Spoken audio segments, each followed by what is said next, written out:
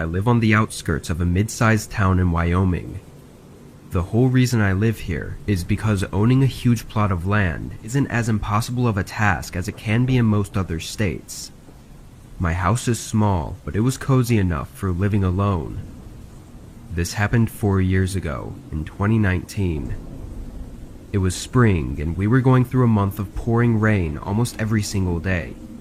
It was a Sunday, and I was home from work, spending the day watching TV and resting. Sometime around 6 or 7, I got an unexpected knock at my door. I barely heard it through the rain, and when I answered the door, I was even more surprised to see it was some random guy, not a mailman or anything of the sorts. Someone coming all the way out onto my property without notice was very unusual, being that it was far out of the way. "How can I help you?" I said. The guy, looking somewhere in his late 20s, said he'd been camping out in the woods nearby and had gotten into some trouble and needed a place to stay for the night. With the location of my house, if he wasn't lying, then showing up at my doorstep would make sense because I was the closest place within the woods by at least 5 or 6 miles. It was also pouring out, which made me feel even worse for him, but it still didn't take away from the possible danger of letting a stranger into my home. I offered him a phone call to get a ride into town, but the guy denied my offer. After bluntly saying he couldn't stay here, the guy walked off. I watched him go down the dirt road a little ways, then he veered off and walked into the woods. As odd as that was, I didn't have it on my mind for more than a few minutes before I was back to watching TV. I didn't check the time very often, but it had to be at least 2 hours later and well into the night when I saw an orange glare coming from the window by my backyard. I got up and moved the curtain. Through the rain and fog, I saw a campfire right in the middle of the woods outside my house. It was small, flickering under a large tree as the rain poured down on it. Standing next to it, there was the outline of a figure holding something. I couldn't tell though if he was facing my house or into the woods. After a moment, I closed the curtains and picked up my phone, calling the police to let them know about this person outside my house. I knew it would take probably an hour for them to get here, and whoever was out there wasn't doing me any harm, but at the very least I wanted them away from my house before I went to bed. Once I got off the phone with the officer, I checked the window again. The fire was still burning lightly, but the figure wasn't there. Then I heard footsteps coming toward the house. I ran to the other window and caught sight of him walking past with a hunting rifle in his hand before he turned the corner and went to the front door. He banged on it a few times, then it went quiet. I grabbed my self-defense handgun from the hallway closet and hid around a wall, still trying to process the situation I was in. He hit the door again. This time I could tell it was with the stock of his rifle, nearly breaking a panel out of the door. In this moment, I could only think that I had to try to deter him immediately before it becomes life or death for one of us. I shot around toward the edge of the doorframe, deafening myself for a second as the shot rang through the house. When my hearing came back, all I heard was the rain pouring down. No footsteps, banging, or yelling. I gathered up courage after 5 minutes of no sounds and looked out the peephole, seeing an empty porch, and outside in the yard were clear footprints going away from the house. He must have run right after the shot during the couple seconds I couldn't hear. Police did a thorough search and found some strange details. Out by where the campfire was, they found a duffel bag with evidence of it having been buried nearby and likely dug up just hours before the attack. What they told me is that it was most likely a burglary kit, or possibly even a murder kit, that was planted in advance with the intent to be dug up and used later on. This means whoever attacked me had planned it and had been right outside my house at least once before that night. Why he attacked me specifically is not known, and who and where he is currently is still no closer to being figured out than it was 4 years ago. I still live in the same house and worry every day that he might come back.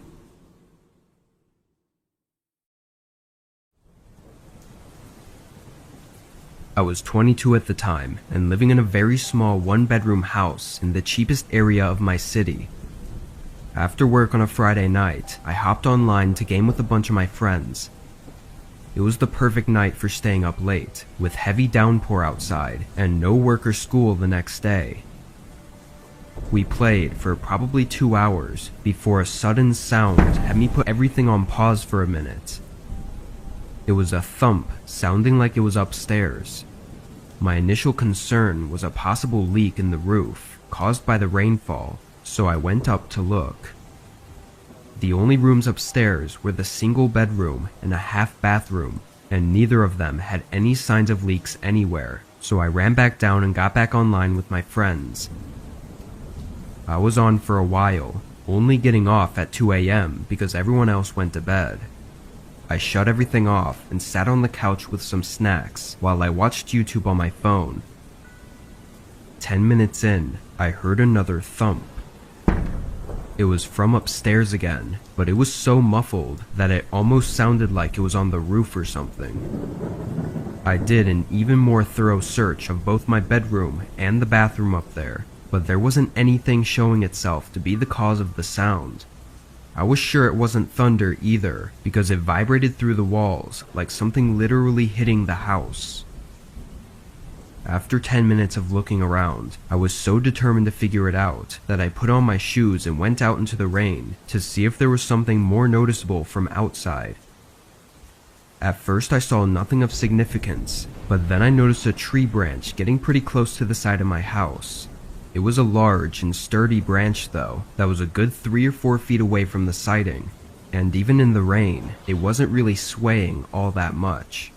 It seemed unlikely that it could reach the side and bang up against the side of the house. As I looked at it though, I realized there was a small window on the house that the tree kind of covered up. It was higher than my bedroom window, meaning it had to be an attic. I had no idea there was an attic at this house. The hatch was definitely nowhere noticeable, and the roof wasn't a steep slope, so it didn't look like there would even be room for one. This hidden window was the first clue I'd ever seen to indicate there being an attic. I went inside, even more curious than I was before, and started searching for this hatch that I had to have somewhere. It took a minute, but I found it inside my bedroom closet. It was small and perfectly smooth with the ceiling, basically blending in aside from the tiny gaps from where it opens. I stood up on a box and pulled it down, releasing a rusty ladder from the opening. Immediately, I was hit with a rotten smell, followed by another thump sound. From below, I could tell the attic was extremely short, maybe 2 feet tall at most. I climbed up carefully and looked into this tiny space, basically a wide, dark tunnel, and at the end by the window, I could make out a figure, ducked down on all fours and looking straight at me. I almost fell off the ladder, trying to jump down and run away. I heard them shuffling around as I got my phone and left the house, calling 911 in my driveway. The cops got there and detained the man, who was just some homeless person. Apparently he climbed the tree up to the window and made his way in, staying up there for at least a week without me having noticed. The absurdity of it all was almost unbelievable. I moved out very soon after that, and every house since I've always checked the attics. But the one thing that has stayed with me is the image of that man at the end of the attic, on his hands and knees, staring at me with eyes resembling both fear and anger.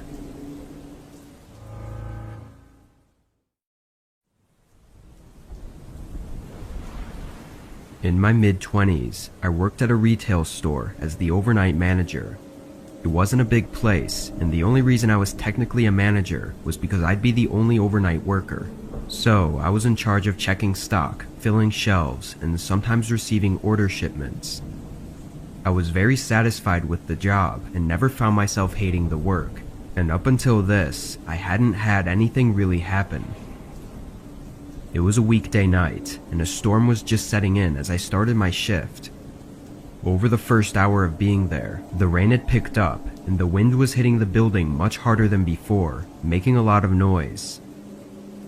I was filling the shelves for the first 2 hours, trying to get the time-consuming tasks out of the way first. As I was in the aisle though, I heard a thud sound resonating through the building.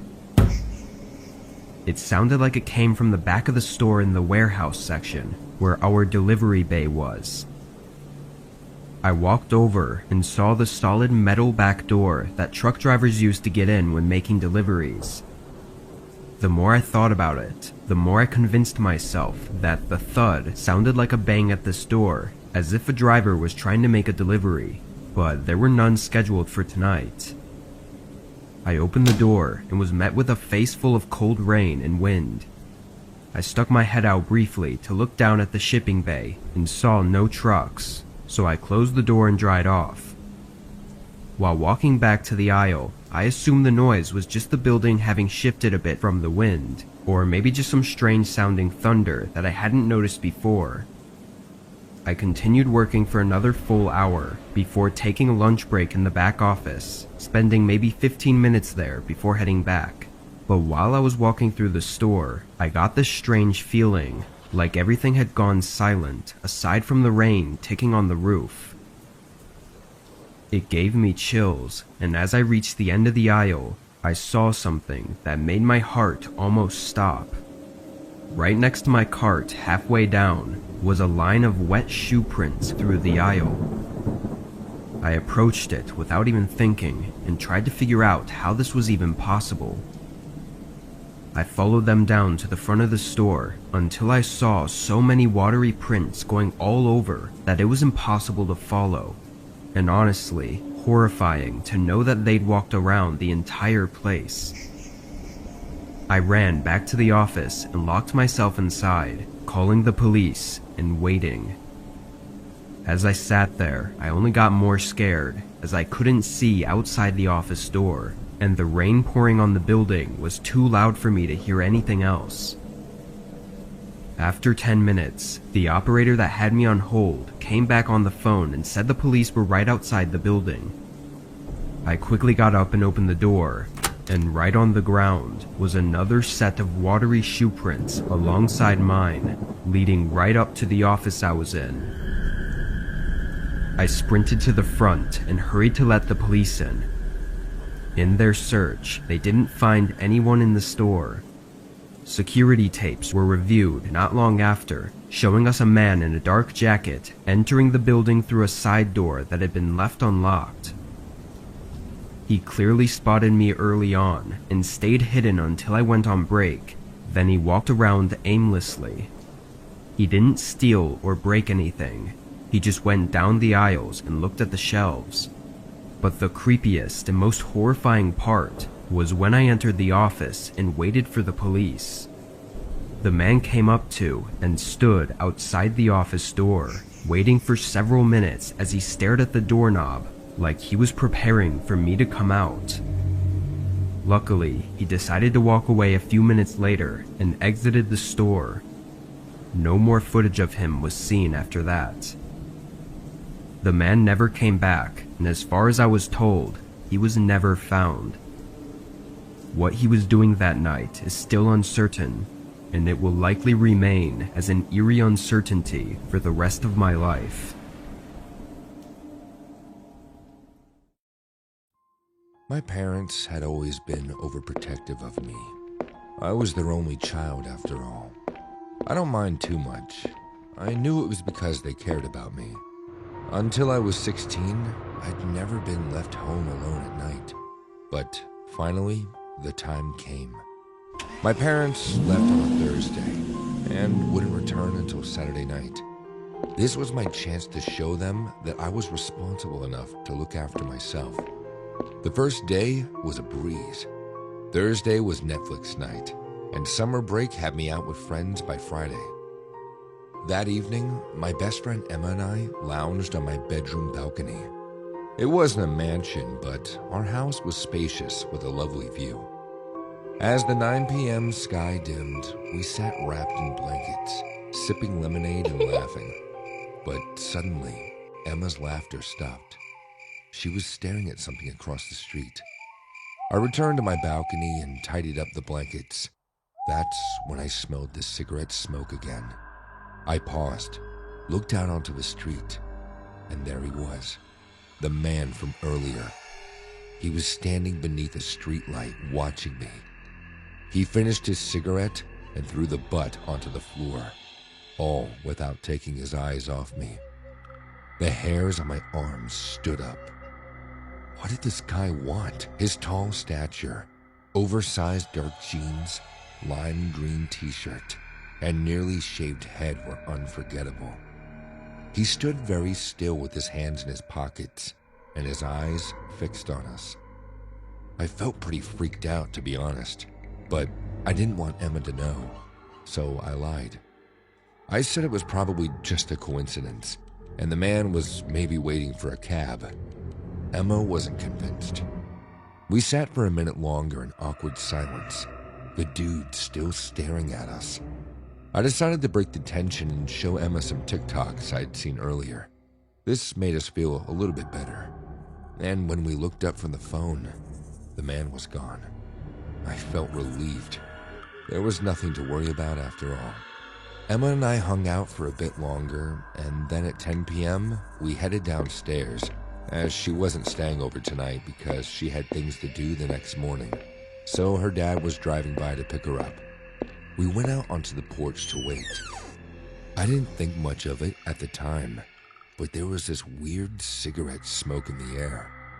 None of my neighbors smoked, so it was pretty unusual. It's only now that I look back that I realized someone was nearby. Emma's dad arrived just after 10, and then I went back inside. I remembered how quiet the house seemed. This was my first time staying there overnight alone, so it just seemed eerily quiet to me. I returned to my balcony and tidied up the blankets. That's when I smelled the cigarette smoke again. I paused, looked out onto the street, and there he was, the man from earlier. He was standing beneath a streetlight watching me.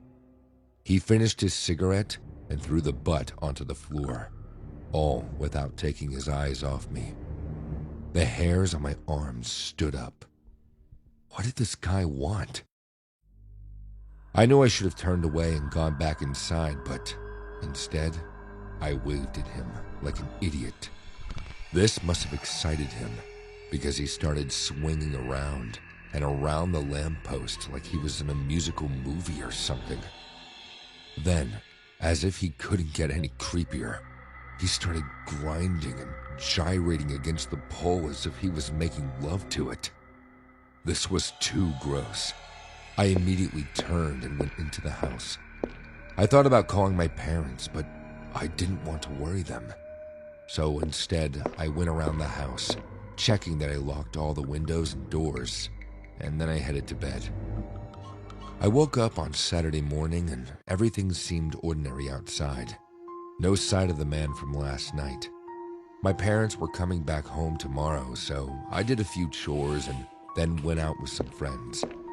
I got home around 9 p.m., and by 10, I was back on the balcony enjoying the stars coming out. The night was quiet. There wasn't much traffic where I lived. But then, the silence was interrupted by a giggle. Not a cute giggle of a child, but a gravely snicker. I peered over the edge of the balcony and was greeted by the smiling face of the man. This time, I didn't stay to watch him.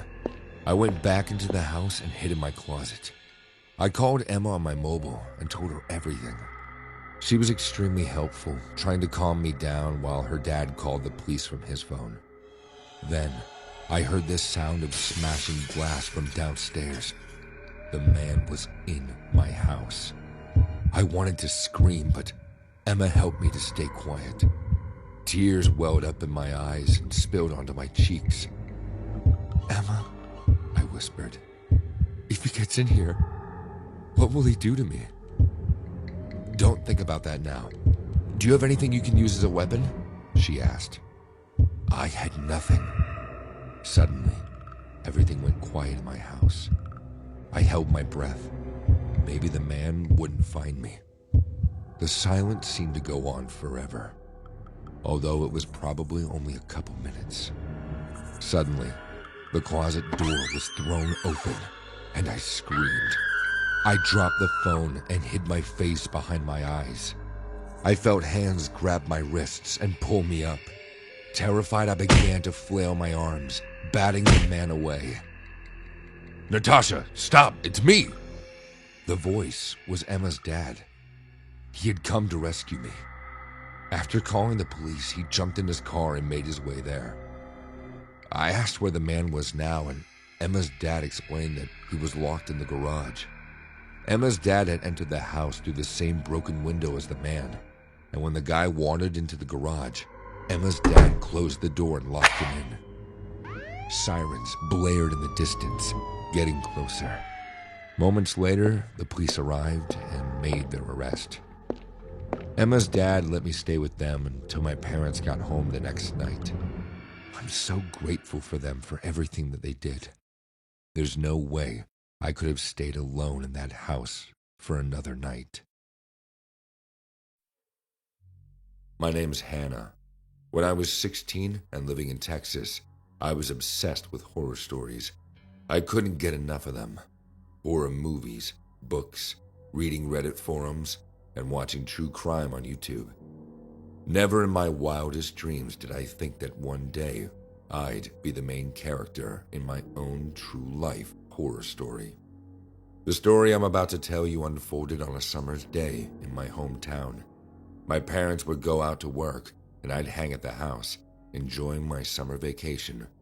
Sometimes I'd invite friends over, or we'd go chill at the mall. Today, though, everyone was busy or out of town with their family.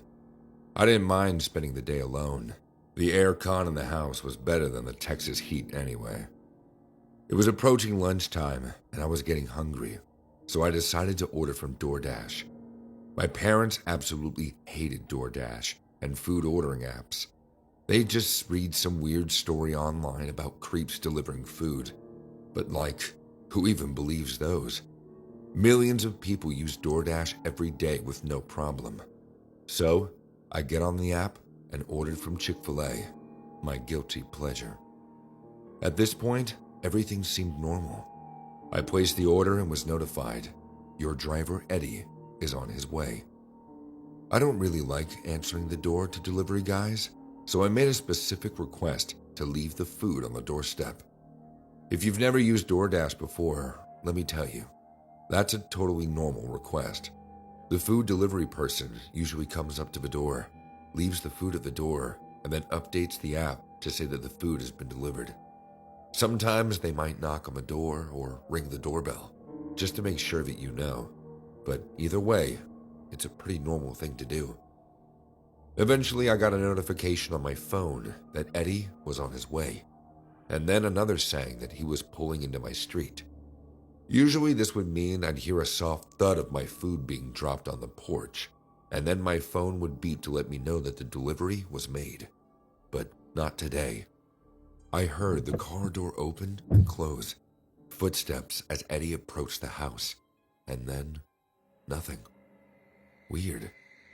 How long does it take for this guy to drop off my food? I was upstairs in my room, so I went to the window and peeked out. I could see his car on the street, so I knew he hadn't left yet. I checked my phone. He definitely hadn't updated the app to say that the delivery was made, so I assumed he was still on my porch. And then I saw him. He walked back out onto the driveway and looked right up at my bedroom window. He was tall, scruffy, a bit unkempt looking, but there was something in his eyes that freaked me out. They were so dark, like he had no irises. just big black pupils. I quickly moved away from the window. Just hurry up, dude, and leave. Next, I heard 3 loud, slow knocks on the front door. What the actual fuck was going on? I stood in silence in my bedroom, afraid to move. Eddie knocked again, but this time louder, more forceful. I called down that he could just leave the food on the porch and I'd come get it. The knocking continued, louder, more forceful. This was when I realized he wasn't just knocking now. He was kicking the door. Was he trying to get in? I moved towards the top landing of my house, where I had a good view of the door, and called down again. Is there a problem with my order? You could just leave it on the doorstep. It's fine, really. I tried to keep my voice steady, but inside I was shaking. Hannah, came Eddie's voice. Let's not play games. Open the door. I don't know how else to explain it, but his voice wasn't like a normal human voice. It was the voice of a madman.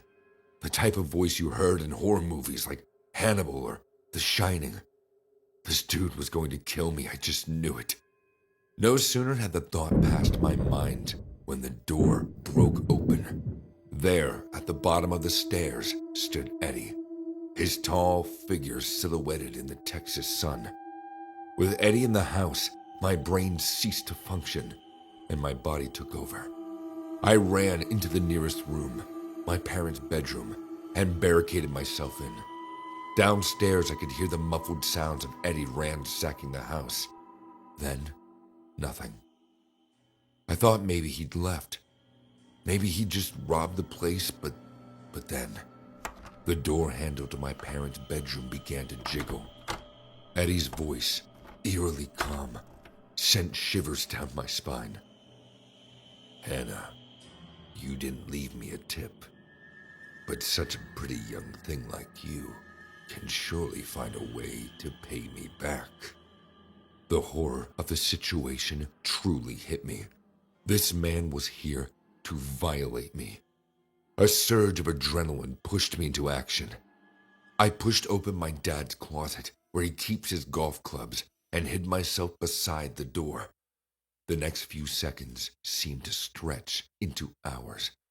Eddie managed to use a knife from the kitchen to jimmy open the door. As he stepped in, I swung the golf club with all my might, catching him off guard. There was the sound of something crunching, and then Eddie screamed, grabbing at the back of his head. Without wasting a second, I bolted from the room and ran to a neighbor across the street. Thank God they were home, and I was able to call 911. The cops arrived pretty quickly, but still, Eddie had vanished before they got there. The police took the matter very seriously, but I heard from my parents that DoorDash denied having an Eddie on file. It turns out they were lying to us, though, and lying to the police, because weeks later, we read a news article about a DoorDash delivery guy named Eddie, who brutally attacked a group of teenage girls having a slumber party. That could have been me. Today, years later, I still deal with the trauma from that event. I'm scared to be home alone and decided to get a license to conceal and carry a weapon. I know that my story is rare. DoorDash is probably safe for the most part, but just remember, creeps and weirdos are out there. Always trust your instincts and be wary, especially when you're home alone. Not everyone is who they appear to be.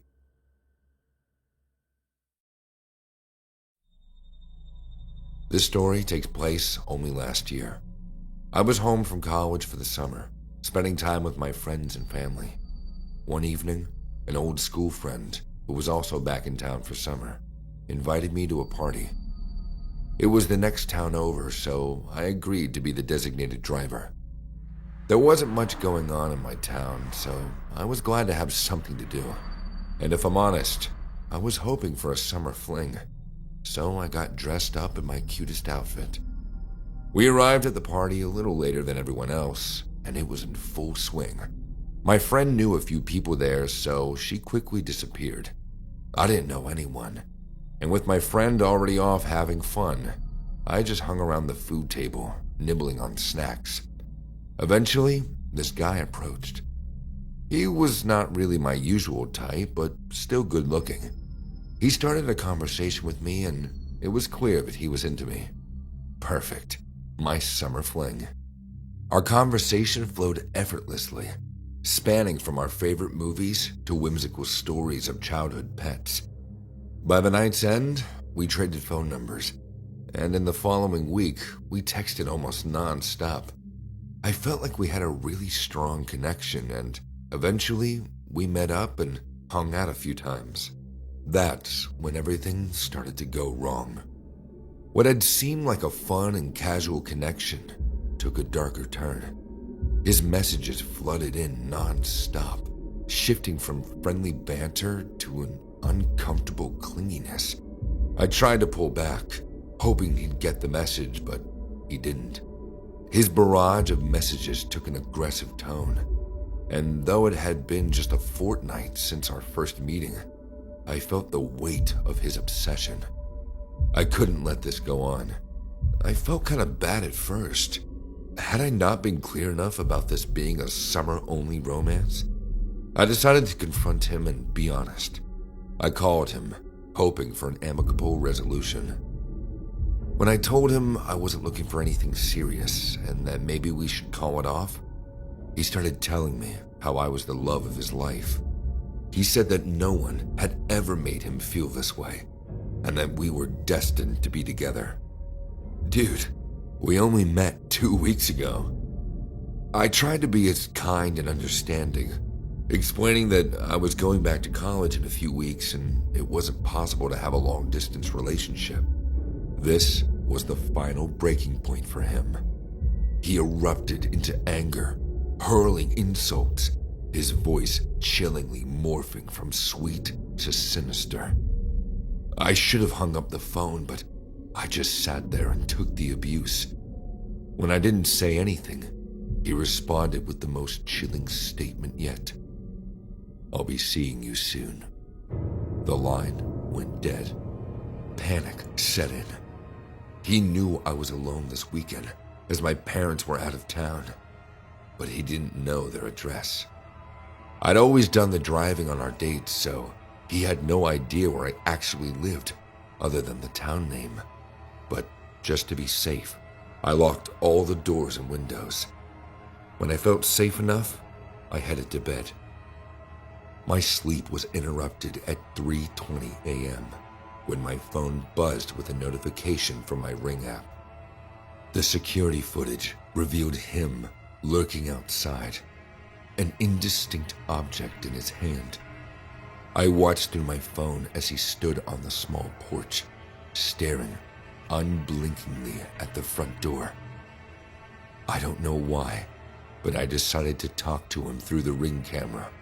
Really, I should have called the police and stayed silent, but I was so shocked to see him there, I wasn't thinking right. "What are you doing here?" I said. The guy turned to the Ring camera, and that's when I saw it. The indistinct item in his hand was a knife. Startled by the camera, the guy turned and left, only looking back once to see if I was still watching him. I reported the incident to the police and handed over all my messages and Ring camera footage to them. It turns out that by sharing so much personal information with this guy, he was able to log into my social media accounts. You know how they ask some weird information like your pet's first name or your mom's maiden name? Well, I told him everything that he needed to know. It felt disgusting to know that this relationship I was building had been exploited, and even more terrifying to know that this sharing could have gotten me killed.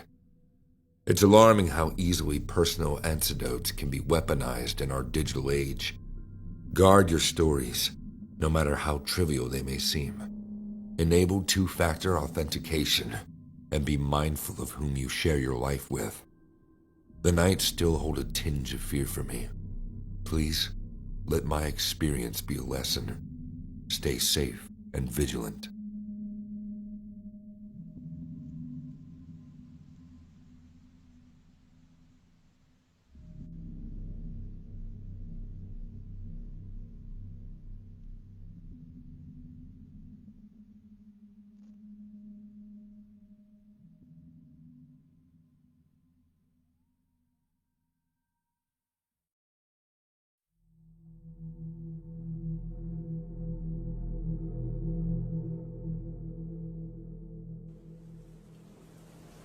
I'm 32 and live alone in a rural house. I have a few neighbors half a mile down that I talk to sometimes, but I mostly keep to myself and only go into town when I need to. I'm half retired, so I spend most of my time at home, but a few months out of the year I do some contracting work. At the time it was late fall, and on this day I was getting all of my equipment from out in the yard and storing it in the shed to prepare for the winter season. It was just a bunch of tools and lawnmowers and stuff like that I'd left out. Anyway, while I was outside, I saw something unusual. A man was walking along the road that connected to my driveway. He had nothing on him, no backpack or camping gear. For context, this road he was on was entirely empty aside from the few houses like mine, and the town was a 4-hour walk away. I watched him until he disappeared far off down the road. After he was gone, I looked down in both directions and saw no cars on the side of the road on either direction. It was really odd, but after a while I stopped thinking about it and finished up with my yard. I was back inside before dark and made dinner while I cooled off. As I sat there, a sudden thud from outside startled me up from the table. It was a wooden thump, like it had come from where the shed was. I looked through the window out into the yard, and the door to the shed was wide open. It was old, but the door had never unlatched on its own like that before. Still unsure of exactly what was going on, I knew I had to check on it and close the door at the very least. I got my rifle just in case, but I was confident it wasn't going to be anything dangerous. Walking out to the shed, I listened carefully and heard nothing other than the quietness of the night. I looked around the field as well and saw no signs of wildlife or people. When I got to the open shed door, I turned on my flashlight and shined it inside. Nothing looked out of place. I stepped in and did a more thorough search for any animals hiding, but still there wasn't anything. I closed the door to the shed and made sure it was secure, then started walking back. As I made my way through the field toward my house, an eerie feeling grew inside me. I didn't know what it was, but it continued to grow as I reached the front door. I stepped in and locked the door behind me. As I walked into the hallway, I saw a shoe print right on the floor. I flicked on the light, and going across the hallway was a line of dirty shoe prints leading up to the spare bedroom. My heart started beating faster as I held my rifle up and took a deep breath, then carefully walked up to the door. I leaned my head against the wood and listened, hearing what sounded like someone breathing right on the other side. Before I could even think on what to do next, the handle twisted from my grip and the door swung open. I jumped back and held the rifle up as a man looked like he was about to charge at me, holding a huge metal shovel up. I think my gun stopped him in his tracks though. He stood in the doorway, holding the shovel like a weapon and having a face full of rage. I yelled as loud as I could for him to stay back, trying to sound intimidating, but I was undoubtedly terrified.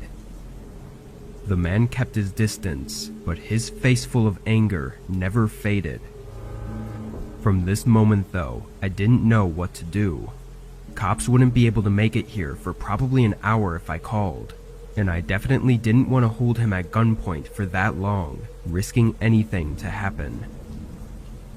As we stood in a strange silence, the man suddenly threw the shovel in my direction, then sprinted back into the room. I ran in to see what he was doing and watched him start crawling out of the window. Part of me wanted to stop him, but another part of me couldn't get myself to. He jumped out and ran off into the field, escaping in the vast empty night, with no way of knowing where he was running off to. To this day, that man has never been identified, and his intentions are unknown. All I can say is that if I hadn't had my rifle in my hands, or if he had gotten the jump on me, I likely wouldn't be here today.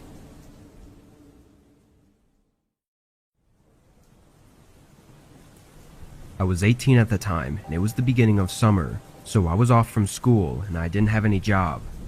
The majority of my time was spent inside the house playing video games, watching YouTube or TV, or just relaxing.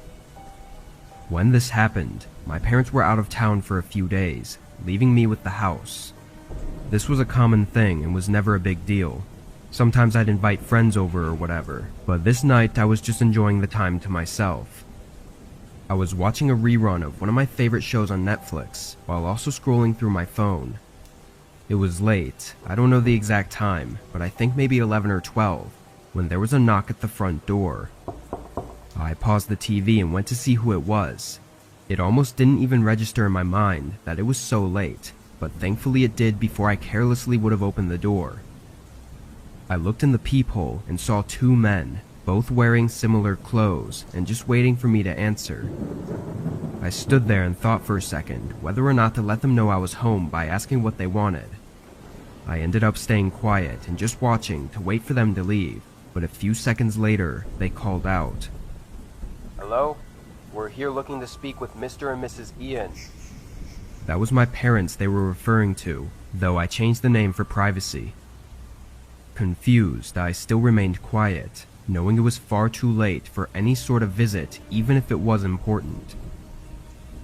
After a minute, the men looked at each other and said something quietly, then walked off the porch. The outdoor lights were off, so I couldn't see where they went, but I never saw any headlights or cars show up, which had me wondering if they'd walked here, which would only make things weirder. I went back to the TV, but left it on pause for a while so I could hear if they came back. It only took a few minutes until I heard a pair of footsteps outside the house. They went up to the porch, but instead of knocking like they did before, they started making their way around to the side of the house. I got up and ran to the back window as they got to the backyard. I saw them open the fence and enter, and I hid away from the window so I wouldn't be seen, but I could hear them go up to the back door. They started talking, then began messing with the door. I took this as my chance to get my phone and hide inside the garage. I called the police, explaining the possible break-in that was taking place, and after less than a minute, a loud pop sound vibrated through the house, and the back door slid open. Their footsteps went through the house and straight to the stairs, going up to the bedrooms. A door opened, and they entered, then closed it behind them. But after that, there were no more sounds. I waited for a horrifying and slow 10 minutes in silence before the police pulled up to the house. When they did, there was a few quick footsteps upstairs, then the two men started arguing. A few officers came in through the back door and ran upstairs, while another came to the garage and helped me outside. The men didn't resist arrest, but they also didn't speak a word on why they were there. Despite weeks going by, and it being somewhat obvious that they weren't simply robbing the house, the only thing they could charge them with was breaking and entering. It scares me though that they seemed to be looking for my parents, and it almost felt like they were going to wait upstairs for them until they came back from their trip. I think back to whether or not I should have shown myself, and if that would have stopped the break-in, but something about their behavior tells me that they still would have broken in, and would have done to me whatever was necessary.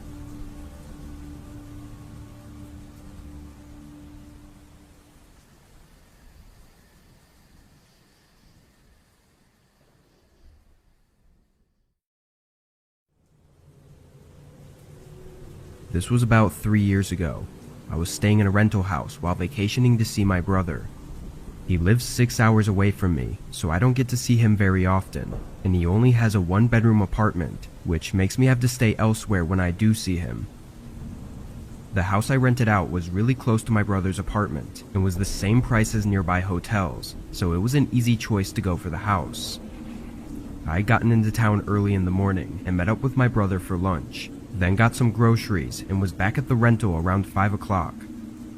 The place didn't have a lot to offer other than a couch, TV, and bed, but for the price, I wasn't expecting too much. I stayed up until 9, then got in bed. It had been a long day, so I was looking forward to getting a good amount of shut-eye. I laid in bed awake for longer than I wanted, falling asleep after an hour. When my eyes opened, the room was in full darkness, and I could sense that it was the middle of the night. Before I could even check the time, though, I heard something outside the room. Footsteps slowly walking down the hallway, and then a door closing softly, followed by silence. It was like my whole body had frozen, laying in the bed still and staring through the dark room. After a minute passed of no more sounds, I got up and looked into the hallway. At the far end, I could see the front door, which I knew was the door I'd heard them close, but I didn't know if they were still in the house or if they had left. I quietly walked through the other rooms, not seeing anyone. Actually, the only sign of them having been here was the front door being unlocked. I didn't see any footprints or notice anything missing. After checking the locks on all the doors, I called 911. They came fairly quick, but didn't do much of anything. They said to make sure all the doors were locked and to contact the owner, but aside from their useless advice, they provided no intent to figure it out. I stayed up that night and waited until morning, unable to sleep. After calling the owner of the rental and discussing what had happened, I went to see my brother. While out, the owner let me know that he'd changed the pin code on the door, which did make me feel a lot better. I was out until late that day though, getting some dinner and drinks with my brother, and being dropped off at the rental sometime between 8 and 9. I went to the couch and sat down, feeling sleepy, but also feeling that nervousness again about the situation. Every time my eyes were about to close, my head would be filled with fear of the intruder coming back.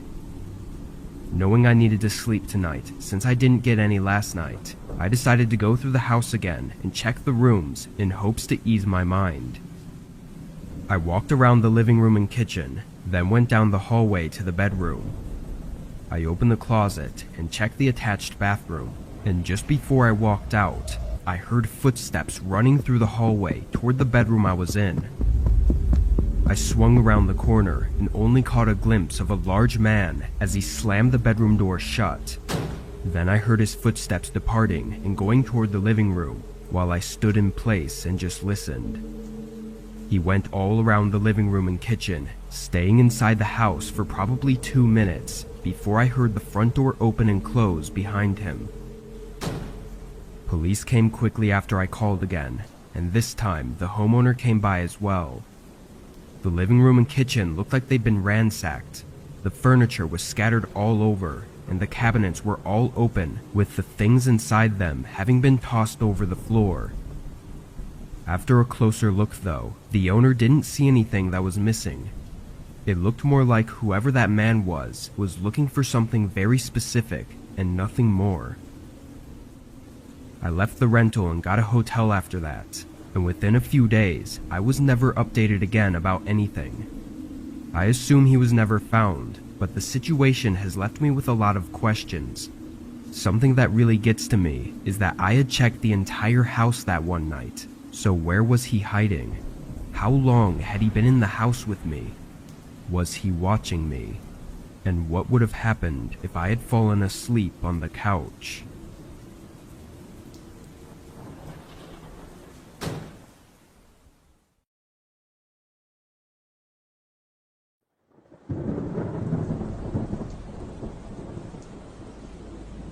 I work from home for a cybersecurity company, which really isn't as interesting as it might sound. I have to be online overnight from 10 to 6, scrolling through files full of code to see if anything is a possible threat. It's extremely boring, and when paired with the overnight shift, it makes for a struggle every night to stay awake. One night, just a few weeks ago, I was up at 2 a.m. working and feeling the weight of my eyes. I pushed through the sleepiness for a while, checking my phone over and over, hoping the time had somehow skipped forward. At 2:40 though, I took a break and decided to order some food to get myself some fuel for the remaining 3 hours of my shift. I opened up Uber Eats, and my only real option was Taco Bell, so I sent in an order and got up to get something to drink. As I walked through the house with only the hallway light on, I woke up some more and realized it was raining outside. I looked out the front window and was surprised at how hard the rain was coming down, given I had been so oblivious to it while working. My first thought was how I just ordered for delivery, and I felt really bad for basically making someone run through the rain for my own convenience. I checked my phone and saw the order was already received, so I sat on the couch and waited for them to show up. After about 10 minutes, I was notified that they had picked up the order, so I watched the map on Uber Eats as the car made their way across the town and eventually into my neighborhood. Once they were a minute away, I put my phone down and opened up the front door so we could make the exchange as quickly as possible. I stood at the open door, staring at the end of the road where they should have been coming from, but another 5 minutes went by without seeing any cars. I picked up my phone again and checked, but on the map, their car was still in my neighborhood, and when I zoomed in, I realized they were right around the corner, just before the turn onto my street. I looked outside again, but didn't see any lights from their car. My rightful reaction was that they probably had the wrong house, or couldn't see the address numbers through the rain, so I tried calling them.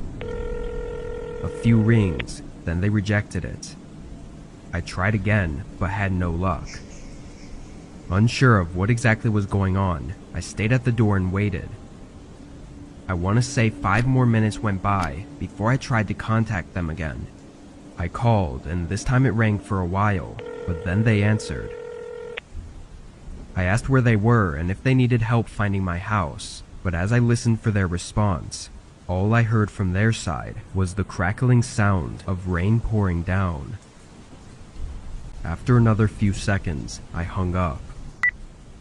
Feeling really weird about that call, I checked the map one more time.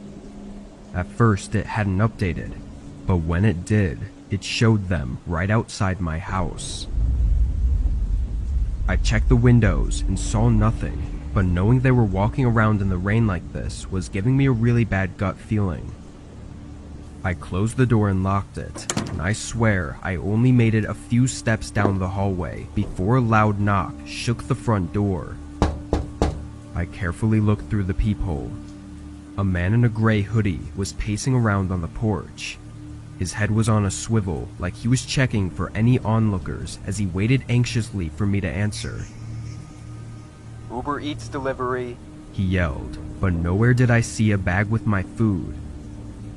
I stayed in place, not answering or making any sounds. The man got increasingly more hectic with his movements and called out several more times. Then, he suddenly pressed himself up against the door, blocking my view as I heard a few dull scrapes on the wood, before he quickly ran to the side of my house and disappeared in the rain. I called the cops, but his car was already gone, and from what I was told, he was using a scam account. A couple days went by with nothing else to report on, until I noticed a small scratch on my front door.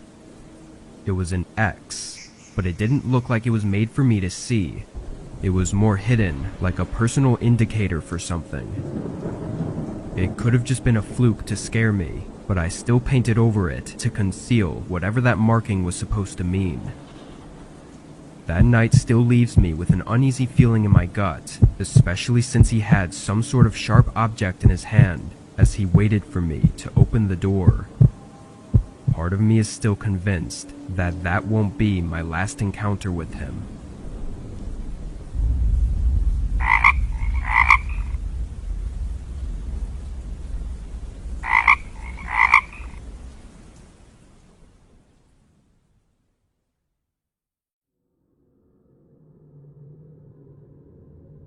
I was driving through my city, delivering for Postmates way back in the day when it had basically just started.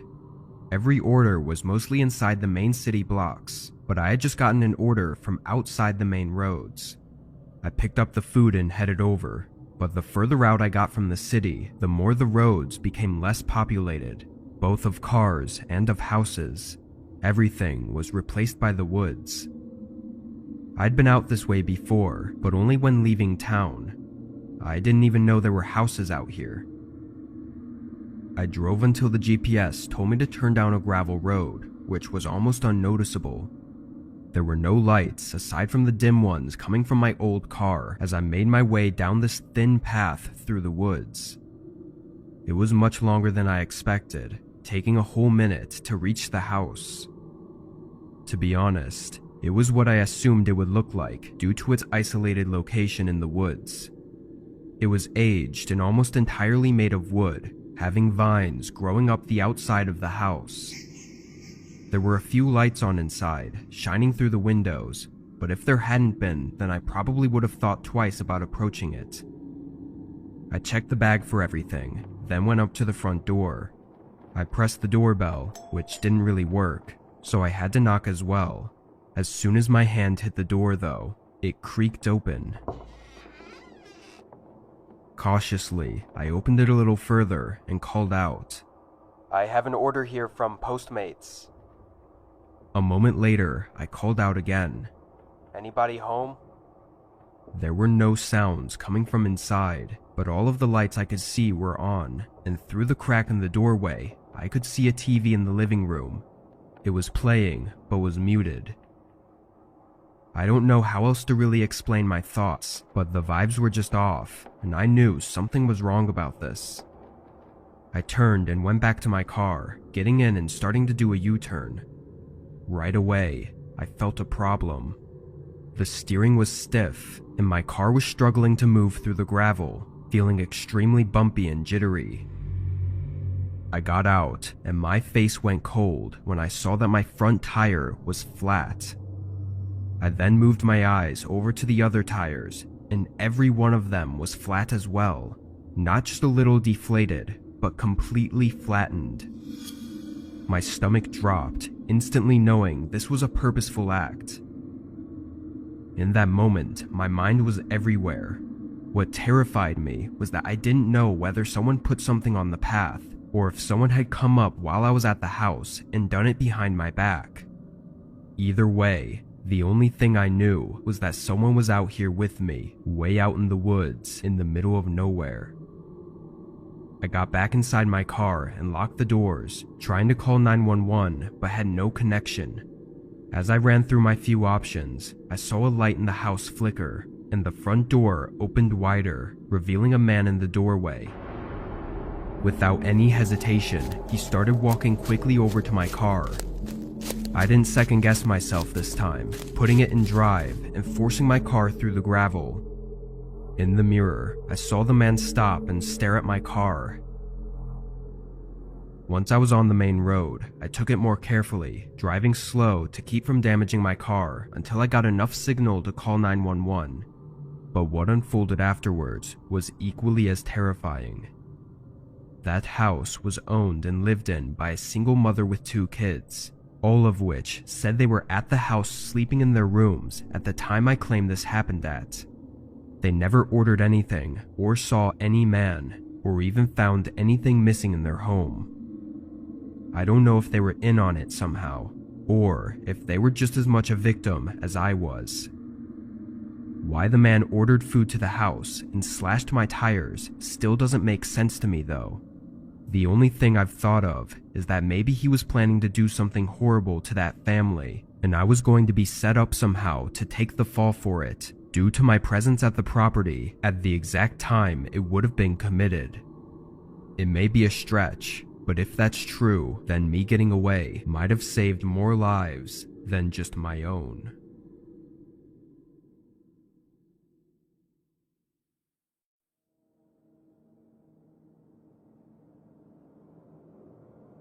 Being a delivery driver was never my first choice for a gig in my late 20s, but I got laid off during COVID, and the only place hiring was a local pizza shop. It was a popular place in our town, but really it was just basic pizza. Anyway, this was during the time when everyone was staying inside and ordering for delivery, so I was working overtime and staying busy up until close every night at 1 a.m. This was just another day, running deliveries all over town. Around 12, we got a call in for 4 large pizzas for a house located just outside of town, about 30 minutes away. I accepted it, knowing it would be my last order anyway, and it was a big order, so the payment would likely make up for the longer drive. By 12:15, I got en route to the house. The drive wasn't anything to note. All the roads were empty and nobody was outside due to the mandatory lockdowns going on. When I got to the address though, I was immediately confused. There was a driveway with a large open gate, looking like it belonged to a large mansion of some kind, but at the end of the driveway was nothing. It was just a dead end with forest all around, except not far off in the trees was a glowing light. I pulled in and parked in the middle of the driveway and got out. Now standing outside, I could see more clearly that it was a campfire or bonfire of some kind, and I could hear a group of people talking. After a moment, a figure stepped in front of the glowing light from the fire and waved at me, like he was inviting me to bring over the pizzas. It goes without saying that this was not normal in any way, but seeing them wave me over and hearing the group of people gave me more than enough reason to believe it was just a bunch of college kids hanging out. I mean, they did order 4 large pizzas, so it all just added up in my head. I got the pizzas from the back seat and left the headlights on as I started walking off the driveway and into the trees. A few more people showed up in the light as I got closer, all watching me walk toward them. When I reached the bonfire, there was half a dozen more people standing and sitting in the area. Strangely, none of them seemed happy that the pizza was here, and there was nothing else around in the yard. No beer bottles or drinks of any kind. No music players, no games, just a bunch of people hanging around a bonfire. I stood on the edge of the site and kind of just held the pizzas up awkwardly, hoping one of them would come up to take them and pay. A second later, a man walked over and took the boxes, handing them off to someone else. The whole eerie feeling of this place was getting to me, making me more uncomfortable with every second that passed. Before I could even ask for payment though, I heard some footsteps approaching, and from the forest several more people came in toward the bonfire. There were at least a dozen of them now, all looking at me and not saying anything. I'd never once left without payment, but this situation literally had me shaking. I quickly turned around and started walking back to my car. I looked back a couple times, seeing them still standing by the fire and not hearing any of them speaking. As I exited the tree line though, my heart almost stopped as 2 figures sprinted away from behind my car. They went straight into the forest and disappeared past the headlights. I didn't even check my car for anything missing. I just got in and backed out, speeding down the road to get as far from there as possible. Once I made it back to the shop, I told my manager of the strange situation. Thankfully he understood and even tried calling the number they used to place the order, but they declined to answer. After a bit of discussion, I ended up calling the police to have them check up on the group's suspicious behavior. It had been less than an hour since I was there, but when the police arrived, the only sign of them was the bonfire still burning, but left unattended. What really happened that night is unknown, and as far as I can see, it will likely remain that way.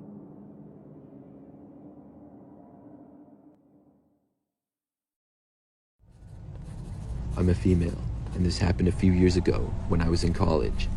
It was during finals week at the end of the school year. I had lots of studying to do to get ready for my final exams. There was a Starbucks between my apartment that I shared with my roommate and campus. I occasionally went there to study because I could focus better than at our apartment. Drinking some caffeine would also help me focus typically. One day, I entered the Starbucks off campus later in the morning. Things were pretty quiet because it was after the morning rush. There were a few people on laptops and stuff, and I brought mine as well as some school notes and books. I sat down at a table, got my stuff out, and then went up and ordered a drink. Then I got to work studying for some of my exams. Probably an hour or 2 later, I was still there and going strong. I was very focused and not really paying that much attention to my surroundings. That's when seemingly out of nowhere, a man approached. He was tall, sort of thin, and much older than I was at the time. He waved at me briefly as he stood there on the other side of the table I was at. He asked me what I was doing, and I told him that I was studying for my final exams. The man then asked if he could buy me a drink. I told him no thanks and smiled politely. Then I pointed to the drink that I already had. The guy said, "You're finished though." I had in fact finished it, but the cup was not see-through, so I'm not sure how he knew that. I told him that I didn't want another one though, and I was good. The guy stood there for a few moments and then just kind of walked away. I looked back at my laptop, but then looked up again a few seconds later to see where he went. He sat down in the corner across from me, but a decent ways away. After sitting down, he immediately looked up in my direction, and I looked back at my laptop. From then on, I looked up here and there, and I caught the man staring at me several more times. Soon, I decided to leave because it was causing me to not focus as well. I had a good amount of studying done though. I left and went back to my apartment. I didn't have any more classes for the day, so I stayed at my place. My roommate got back later that night, and I continued to do some more studying in my room. I had an exam the next morning, and another one the following day. At about 10 p.m., I decided to go to bed. As I was getting ready, there was a knock on the front door of our apartment. I assumed it was probably somebody there from my roommate, possibly one of her friends. My roommate and I got along well, but I never knew all of her plans. I didn't think too much of it, until she came over to me and asked me if I had invited anybody over. I told her no, and she then said that some guy was standing outside of our door. We both went over to the kitchen, where the front door opened up to. I looked through the little hole to the hallway, and the same guy was standing there. I jumped back when I saw him. My roommate asked me who he was, and I told her about earlier in the day. I had no idea how the man got our address. We did not answer the door. He knocked again several more times. In total, he stayed there for probably about 10 minutes, and it felt like forever. Finally, he left. I went to bed, and luckily, the guy didn't come back that night. The following morning, I took one of my exams and returned home to study for the exam I had the next day. This time, when my roommate was gone and I was home by myself, at about 5 p.m., there was again a knocking on the front door. I walked over and looked to find the man there again. This time, he was more persistent. The way he knocked was louder than before, and faster. It was like he knew that I was home and was frustrated that I wasn't answering. Then, he even tried opening up the door, which was locked. I was terrified. What if he tried breaking in or something? I called my roommate and told her that the guy was back. She was on her way home, and I didn't want her to run into him. He stayed there, standing outside the door, but didn't knock again. He just stood there for a really long time. I kept watching, hoping that he would leave. After at least 10 more minutes, he finally did. I told my roommate that he was gone, and soon after she got back home. But neither of us felt safe there. Luckily, we had some friends who had a college house not too far away, and we ended up going there to spend the night. They had enough space for us, and we were both afraid that the man would return again. When we stayed at our friend's place, the guy didn't show up there. In fact, I only had to be at college for 2 more days, and I stayed at the same house the whole time.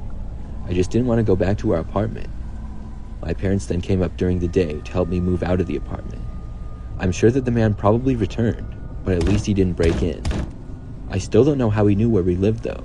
He must have followed me back, which really creeps me out, but I had no idea.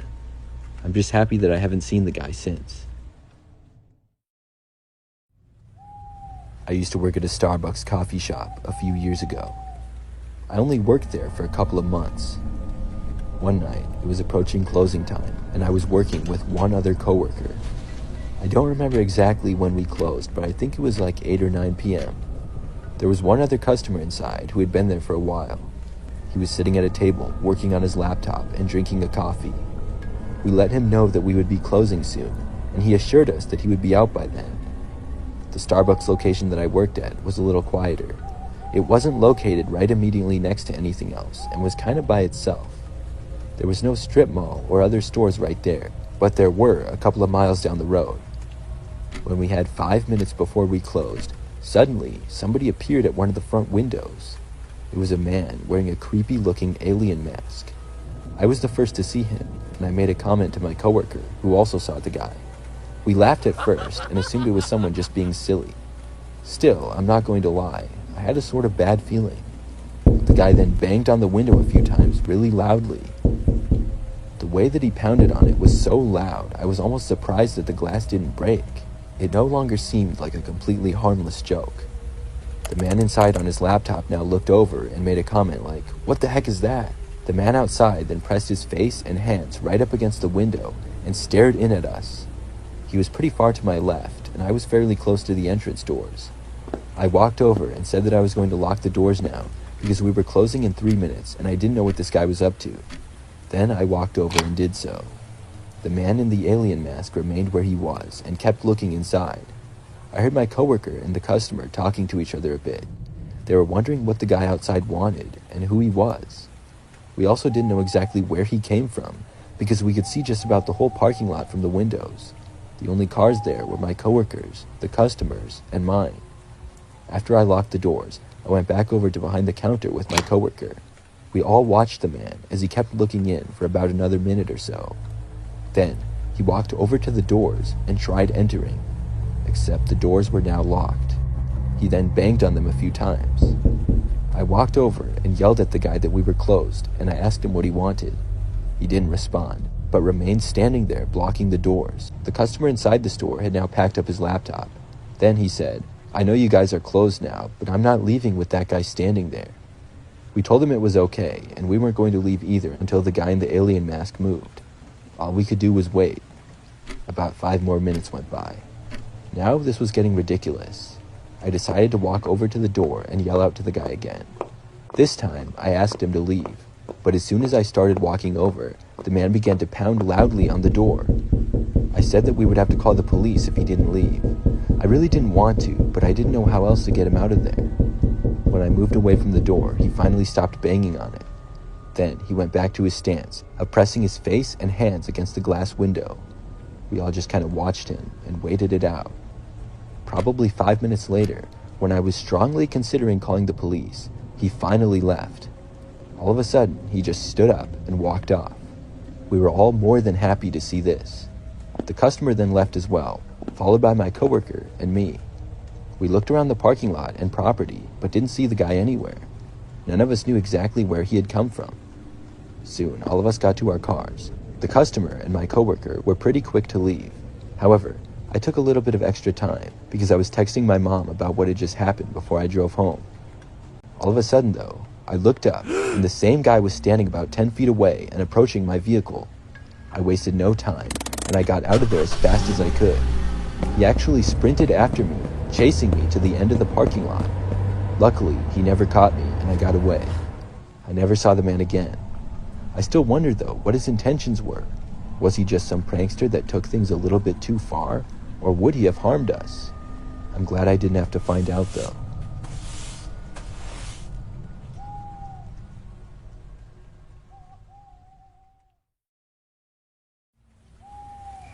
I went to Starbucks last month and had the worst experience there of my life.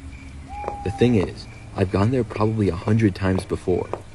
I'm a big coffee drinker, and I have coffee every day before work and throughout the workday as well. I don't stop at Starbucks every day though. Sometimes I make coffee at home.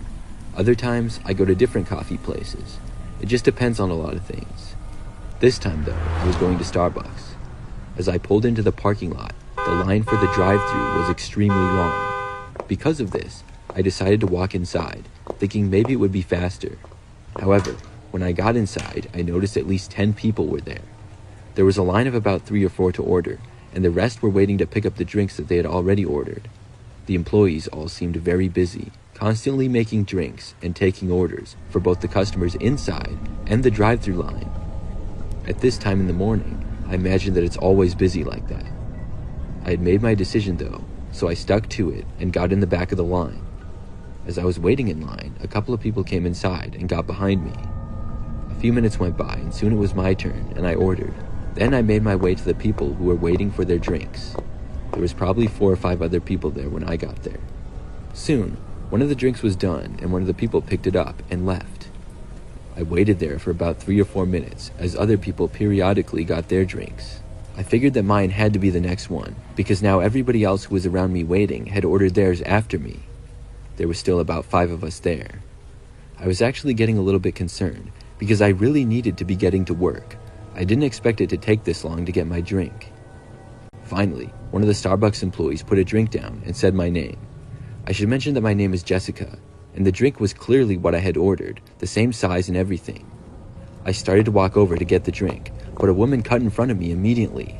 She had just ordered and wasn't even right behind me in the line. There's no way that this was her drink. I was in sort of disbelief as I watched her pick up the drink and start to walk out. I followed her and stopped her just before the exit. I told her that I thought that was my drink. She turned to me and had a really angry look on her face and told me no, it was hers. I told her that my name was Jessica and I had ordered before her, and this was exactly what I had ordered as well. The woman claimed that her name was Jessica and she was in a big hurry. I asked her what it was that she ordered because I didn't believe her. She just said, "This," as she held out the drink to me. She didn't even say the name of it, which made me doubt her even more. Then she started to walk out. I didn't want to go and ask for them to make me another drink and tell them the situation.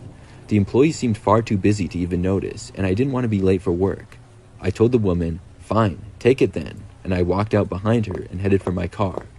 I would just make a pot of coffee later when I got to work. It really wasn't that big of a deal. Still, the fact that this woman had cut in front of me, taken my drink, and been so rude about it made me angry.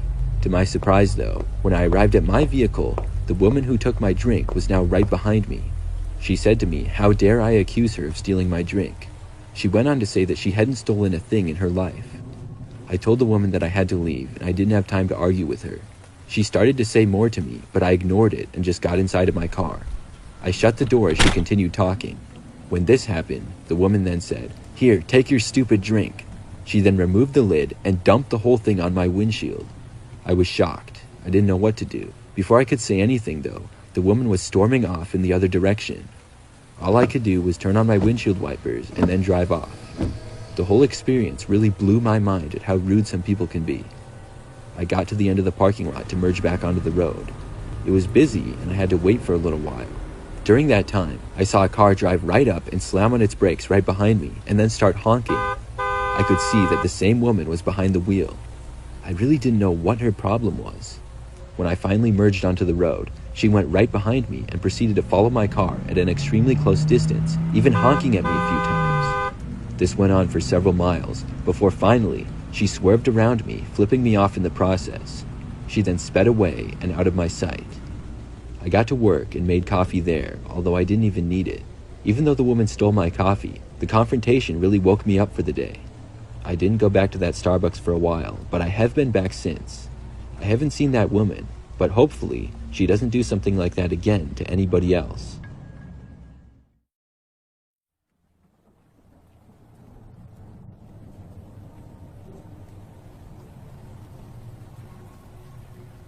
I currently work at Starbucks and have worked there for nearly a year. I'm a part-time employee and work all kinds of hours that were open. The Starbucks location that I work at, I would describe as an average location. It's near a shopping area with some other stores and restaurants nearby. This is a story of something that scared me a lot, and it happened several months ago. On this day in particular, I was working a closing shift, and when I started, I think it was about 12. We closed at 8 p.m., so it was an 8-hour shift, and we generally were not too busy in the afternoon until about 4 or 5. Then things would get kind of busy for a few hours. By 7, the place was usually very quiet again. I remember that the first few hours on this day went by sort of slow, because things weren't very busy.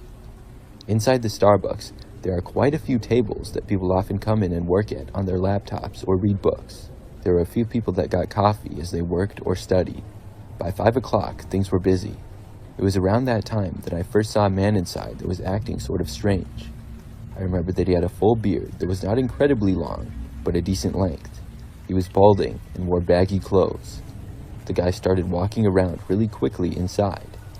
It looked like he was walking fast to go someplace, but then he would just turn around and walk back. Soon, it seemed as though he was speed walking laps around the store. It was strange to say the least. After about a minute or so of that, he stopped, and it appeared as though he went to talk with someone that was sitting down. I had work to do, and I got sort of busy for the next little stretch of time. Probably 30 minutes or so later, I heard that some of the customers were complaining about the guy. I looked out, and he was still there. Now he was sitting at a table by himself and just kind of looking around. Apparently, he had approached several customers, asking them to buy him something or give him their drinks. Because I was the least busy at the time, after talking with a coworker, I decided to ask the guy to leave. I was nervous to do so because I didn't know how the man would react. I walked out from behind the counter and towards where I had seen him. It was still pretty busy and people were all over the place. This Starbucks, I feel like, is a little bit larger than most. When I got over to where I had seen the guy sitting before, he was now gone. I looked around and walked through the entire place. I couldn't find him anywhere though. I guessed that he had left. This was actually a relief to me, and I went back to behind the counter. I returned to work making drinks after that. By then, it was maybe between 6 and 7 p.m. Things quickly died down inside and got much quieter. A few of my coworkers left at 7, and there were just 4 of us working for the last hour. When I would work closing shifts, the 7 o'clock hour always seemed to drag on. It was very quiet typically at our location. Plus, usually it had been a long day to that point. We didn't get a whole lot of customers either. Finally, 8 o'clock came. Nobody else was inside at any of the tables.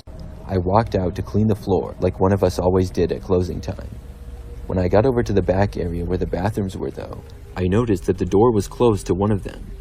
We had 2 bathrooms right across from each other in this small little back hallway area.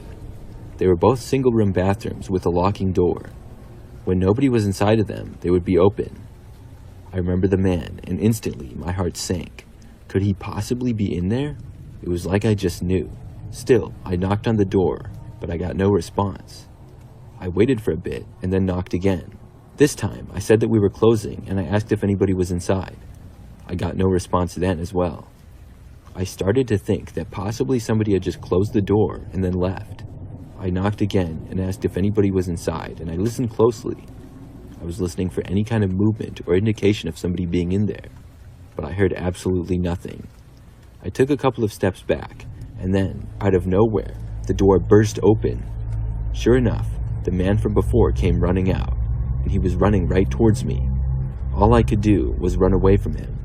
My coworkers heard the commotion and saw me running. I ran all the way out of the building though. When I made it outside, the man was probably about 10 feet behind me, and he followed me out. I sprinted through the parking lot and didn't know exactly where I was going. I couldn't get inside my car on time before the man would reach me, so instead, I ran through the parking lot to another one where there was like a grocery store. I ran all the way to the grocery store and went inside of it. Thankfully, they were still open. At some point, the man stopped chasing me, but I honestly don't know when. All I know is when I got inside the grocery store, I didn't see him anymore. One of my coworkers was calling me on my cell phone, and I answered. She asked me if I was okay, and also mentioned that they had called the police. I said that I was fine, but I didn't know where the man was anymore. Very carefully, I walked back to Starbucks. As I did, I kept an eye out for the man, but I didn't see him. When I made it back, there was a police car outside. We all talked with officers, and they said they would search around the area for the man. We finished up our work, then all left. It made for the scariest day I ever had working there. This happened my freshman year of college. I went to a pretty big university, and over time, I met a decent amount of people and had a few groups of friends that I would hang out with. By the time Halloween rolled around my freshman year, I had plans to go out with some of my friends. I dressed up as a nerd and we went out to a few of the bars around campus. As it got later, a few of my friends wanted to go to one of the bars in town that was pretty strict. Being 19 at the time, I figured I wouldn't get in. I told them they should go ahead, and I Snapchatted a few of my other friends asking what they were doing. One of my friends named John told me about a party he had been invited to. He said it was supposed to be really big and asked if I wanted to go with. To me, this was perfect because I wasn't tired yet and still wanted to hang out with people. I told him I'd go, and I walked to the edge of campus and met up with him. We then walked a few blocks to where the address was that John told me. We saw what appeared to be the house. We could just barely hear the music coming from inside, and saw a kid wearing a basketball jersey and sunglasses sitting out front drinking a beer. We walked up and John greeted the kid, who I guess knew him. He introduced me and the kid said his name was Jake. Then we both walked inside the house, and the first thing we noticed was a little entryway filled with shoes. We took off ours, and then we went through another doorway into a room where we saw a speaker blaring music, but nobody was in the room. Immediately, I got a bad feeling, and as I started to walk forward to the next room, I heard footsteps coming from behind us.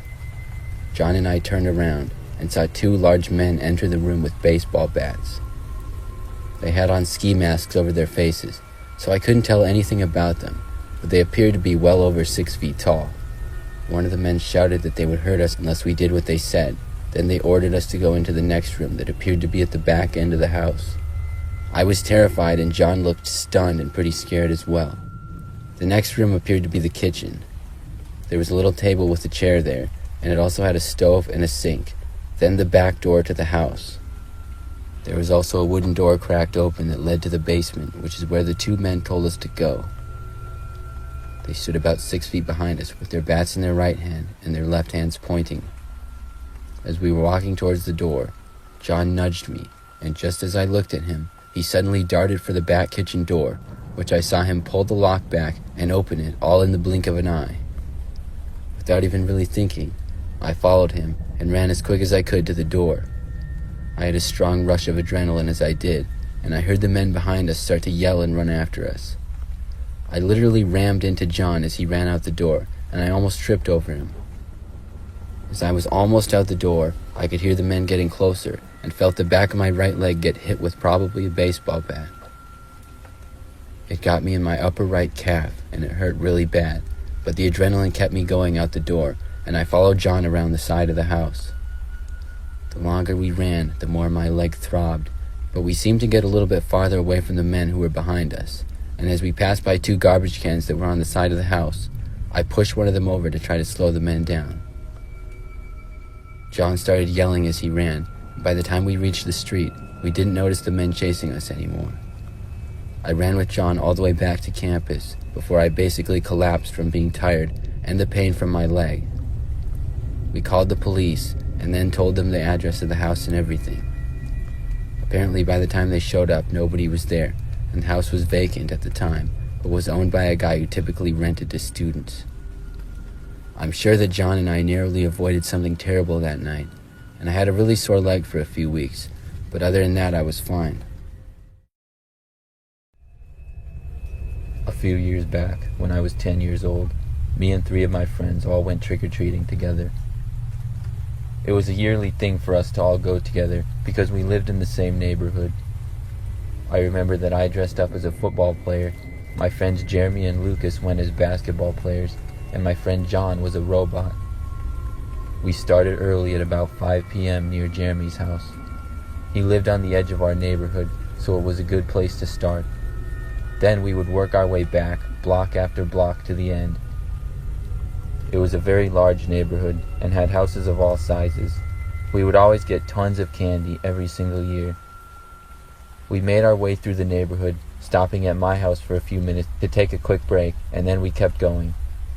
We ended up finishing the neighborhood at about 8 p.m.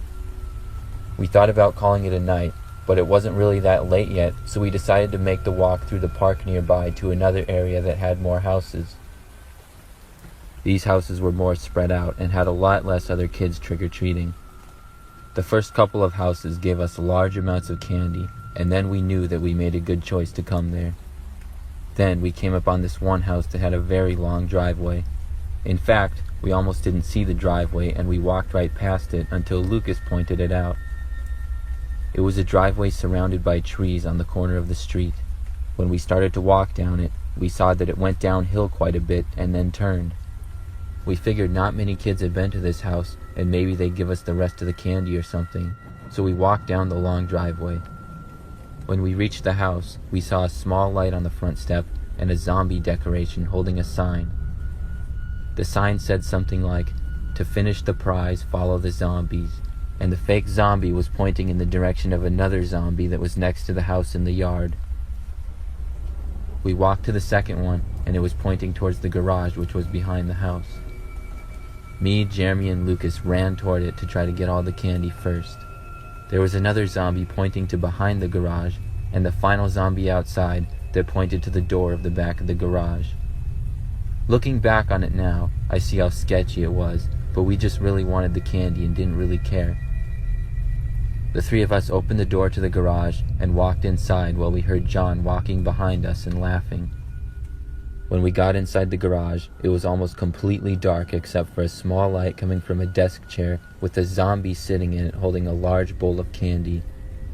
The three of us inside the garage had big smiles on our faces when we saw how much candy was in the bowl. We knew we could take almost all of it because of how late it was getting. We all walked to the candy, but as we did, we heard the garage door slam shut behind us. We turned expecting to see John, but he wasn't there, and about 1 second later, the lights went completely out and all we saw was darkness. We were a little freaked out, but laughed it off as a prank and started taking the candy. Just then, I felt someone grab my arm.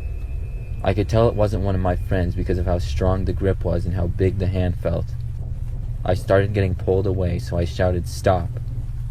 My friends started asking me what was going on.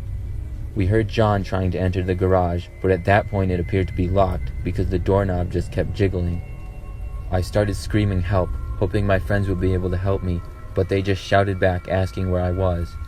At this point, whoever was there put their other hand on my other arm and was basically leading me slowly deeper into the garage. John then started pounding on the door. After about 5 seconds of John pounding on the door, I was suddenly released from whoever was holding on to me, and I heard a grown man's voice from the other side of the garage yell at us all to get out. The door was then unlocked, and John opened it and just stood there while the rest of us dashed out as fast as we could. We ran all the way back up the driveway and back to my house. It was a terrifying experience, and I really don't know what was going on inside that garage. We didn't report it or anything, which was probably a mistake, but my friends and I still talk about it all the time.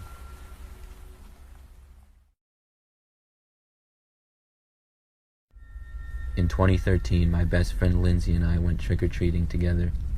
I dressed up as Harley Quinn from Batman, and Lindsay was Minnie Mouse.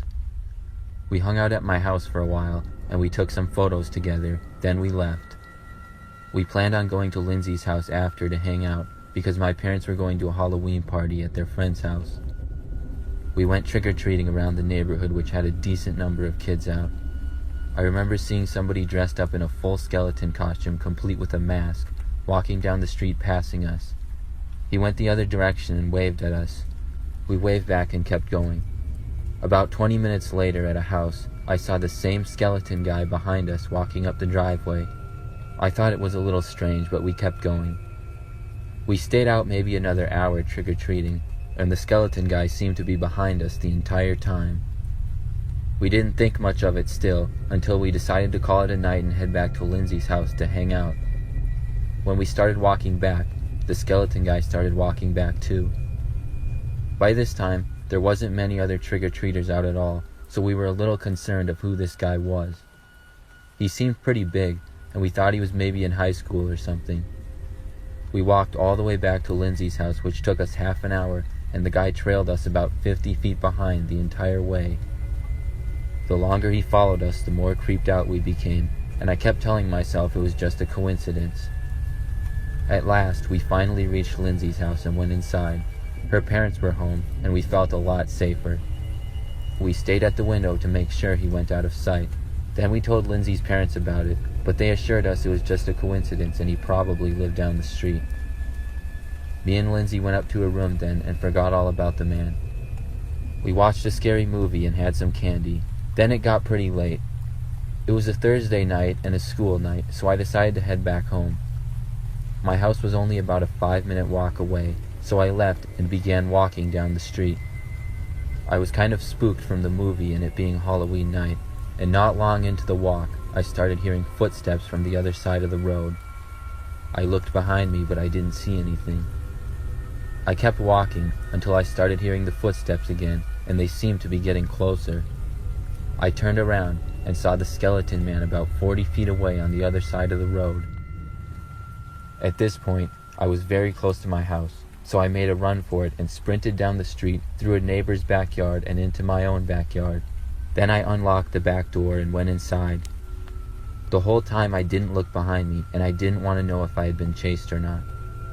When I got inside, I was disappointed to see that my parents still weren't home yet, so I was home alone. I went around to make sure that all of the doors were locked to make me feel safer. As I was at the front of my house, I heard somebody at the back door of my house trying to open it. I just about had a heart attack, and I knew it was the skeleton man. I slowly walked to the corner and looked around it to the back door. As soon as I did, I made direct eye contact with the guy. I ran back around the corner. As soon as I did, I saw he was looking right at me. I ran back around the corner to the living room and grabbed the phone to call the police. The guy kept trying the doorknob the entire time. The lady on the line told me the police should arrive within 5 minutes. This made me feel a little better, but I was still terrified. I ran upstairs to my bedroom and locked the door. Then I called my parents. I told them what was going on, and they told me they were on their way home. I just sat in my room waiting for the police to arrive. I was starting to feel a little better until I heard movement downstairs from inside the house. My heart dropped. I knew it would only be a matter of time before he came upstairs. I ran to my closet and hid inside of it. Then I plugged my ears and closed my eyes. I waited for what felt like forever until I heard loud shouting coming from down the hall. I uncovered one ear to see who was shouting, and when I heard multiple voices, I knew it was the police. I slowly left my closet and went to my door and cracked it open. There was the man in the skeleton costume being held by police in my hallway about 20 feet away. His mask was off his face now, and it revealed that he was at least 30 years old if I had to guess. They took him away and started asking me questions. My parents arrived back about 5 minutes later. It made for a really late night, and my parents let me stay home from school the next day.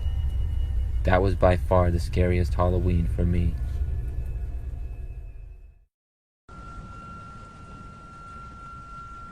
A couple of years back, me and my friend Sam went trick-or-treating together.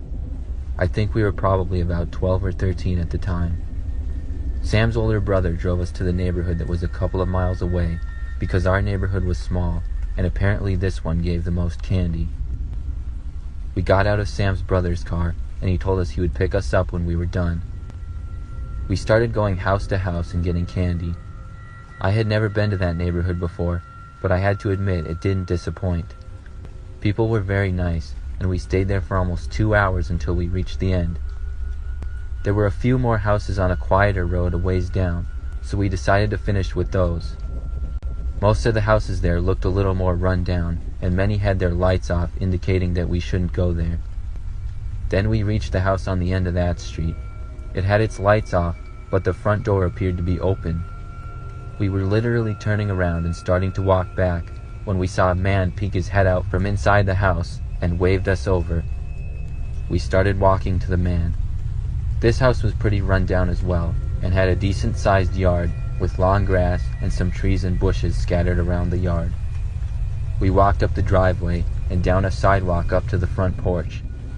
Just as we were starting to walk up the steps to the house, I heard a bush that was about 10 feet away start to move. I looked over to it and saw a tall man walking towards us. When I looked at him, he had a terrible look to his face that just really gave me the creeps. He wore dirty clothes, had a scruffy beard and messy hair. At this same time, the man emerged from the house and started walking towards us. Sam took off running, and I did the same. The men ran after us, but only for a short distance. We were easily able to outrun them. We sprinted all the way back to the first neighborhood, where Sam called his brother, and he came and picked us up. We told Sam's brother what had happened, and he insisted that it was just a Halloween prank to scare us, and then he wanted to drive us back to the house. We begged him not to, but he insisted and assured us that it was fine. I guessed that maybe it could have been a prank, but judging by the look on that man's face, I really didn't think it was. We directed Sam's brother back to the house, and he pulled up on the street across from it a few minutes later. He told us to wait there and he would go talk to the man. Then he walked up the driveway to the house. We watched from the car as Sam's brother knocked on the door. Then we saw Sam's brother slowly open the door and walk inside. Less than a minute later, we saw him sprint out of the house and back to the car. He got in and drove us right back, telling us that we were right. When we got back to Sam's house, his brother finally told us that when he got to the front door and knocked on it, he noticed it wasn't shut all the way, so he looked inside and saw that the house was completely empty. He said it was very run down and appeared to be vacant for quite some time. He had stepped inside to look around and then heard footsteps coming from around the corner, so he took off running. We never trick-or-treated there again.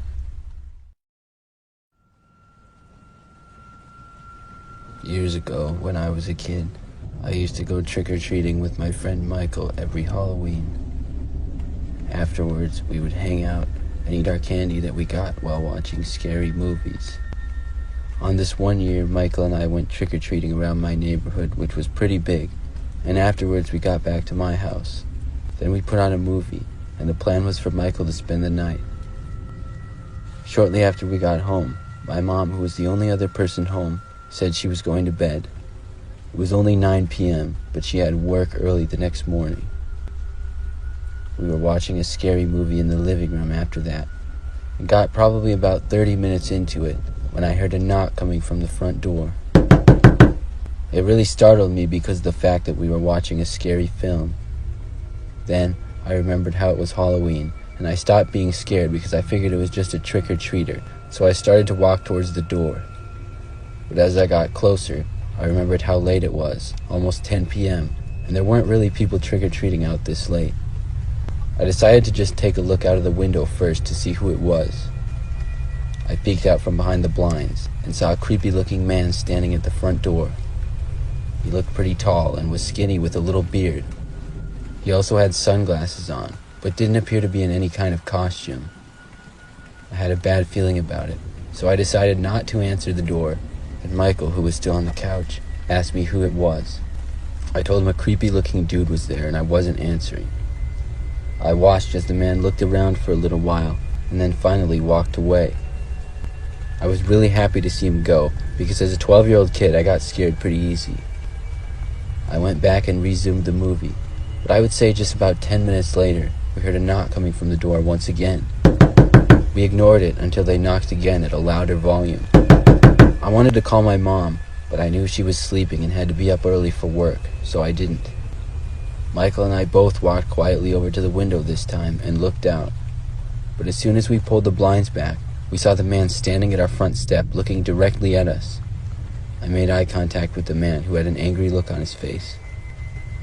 We quickly covered the window back up and ran away back to the living room.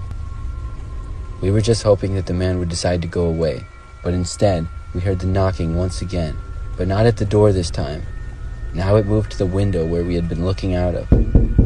We couldn't see him from the blinds, but we knew that he was right on the other side. I was starting to freak out, but Michael said maybe it was just some guy trying to scare people on Halloween. I hoped that was the case, and the knocking from the man moved from one window to another. He seemed to be making his way around the house to the back. Then we didn't hear anything for a short time. All Michael and I could really do was sit there and listen. Then suddenly, we heard the loud sound of glass being broken. It sounded like it was coming from the back of the house at one of the basement windows. When we heard this, Michael and I both went running upstairs to my mom's room like 5-year-olds. When we got upstairs, we woke her up and told her someone had just broken into the house. My mom got out her phone and called the police, and also locked the door to her bedroom. Michael and I hid under her bed while we heard her talking on the phone to the police. Then we just had to wait for the police to arrive. We heard the man walking around downstairs, but he never came up the stairs. Eventually, we stopped hearing him, and by the time the police showed up, he was gone.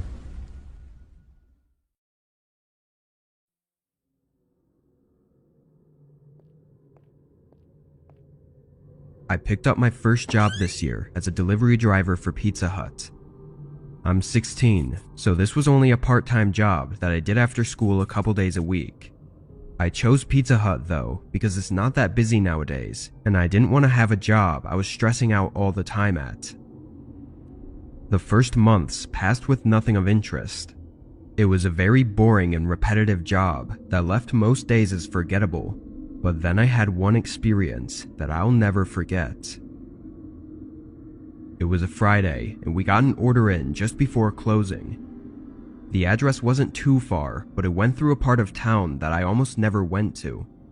This neighborhood was different from the rest, not having tons of houses or stores in it, which gave me no reason to ever go there. While driving through, I kept checking the GPS as it took me all the way through the neighborhood, turning down seemingly every road until it finally said I arrived, but something was off. On my left was a row of maybe 6 or 7 houses, and on the right was a path leading to a park. The waypoint on the GPS was showing up on the right side, so I double-checked by searching the address on Google, and it was the actual address of the park. I parked on the side of the road and picked up the pizza, getting out and walking up to the path. With a better look, I could see that it was just a walking path, not leading to any sort of playground or anything, which is where I expected to see a group of kids that had ordered a pizza. But instead, there was a guy sitting on a bench a little ways down, waving at me. I started walking over, still a bit unsure about it.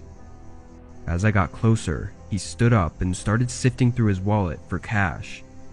The fact that he was alone on a walking path at night, and for some reason needed a pizza delivered here, was odd to say the least, so I was skeptical when I went up and greeted him.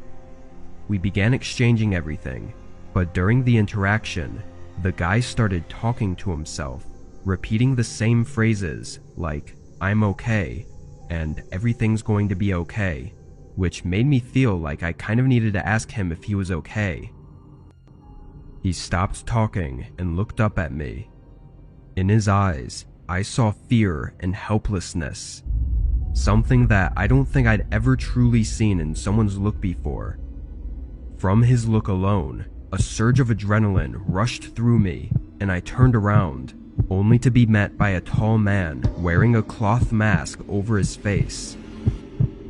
He held me at knife point and screamed at me to empty my pockets and toss everything on the ground. I quickly did as he said, and only became more terrified when he started to forcefully push both me and the guy from the bench off the path and into the woods, leaving everything on the ground and showing no interest in any of it. We walked for a few minutes, going well into the woods, far enough to no longer see the light of the path. Then the guy next to me suddenly shoved me to the ground and started to run in the other direction. The man in the mask surprisingly left me alone and took off after him. I quickly got back up and ran back to the path, hearing and seeing nothing else. Police arrived only a few minutes after I called, but both men were gone, and from what I know, they still are. I can't say why the other victim pushed me down, though it was most likely an effort to leave me behind so he could escape.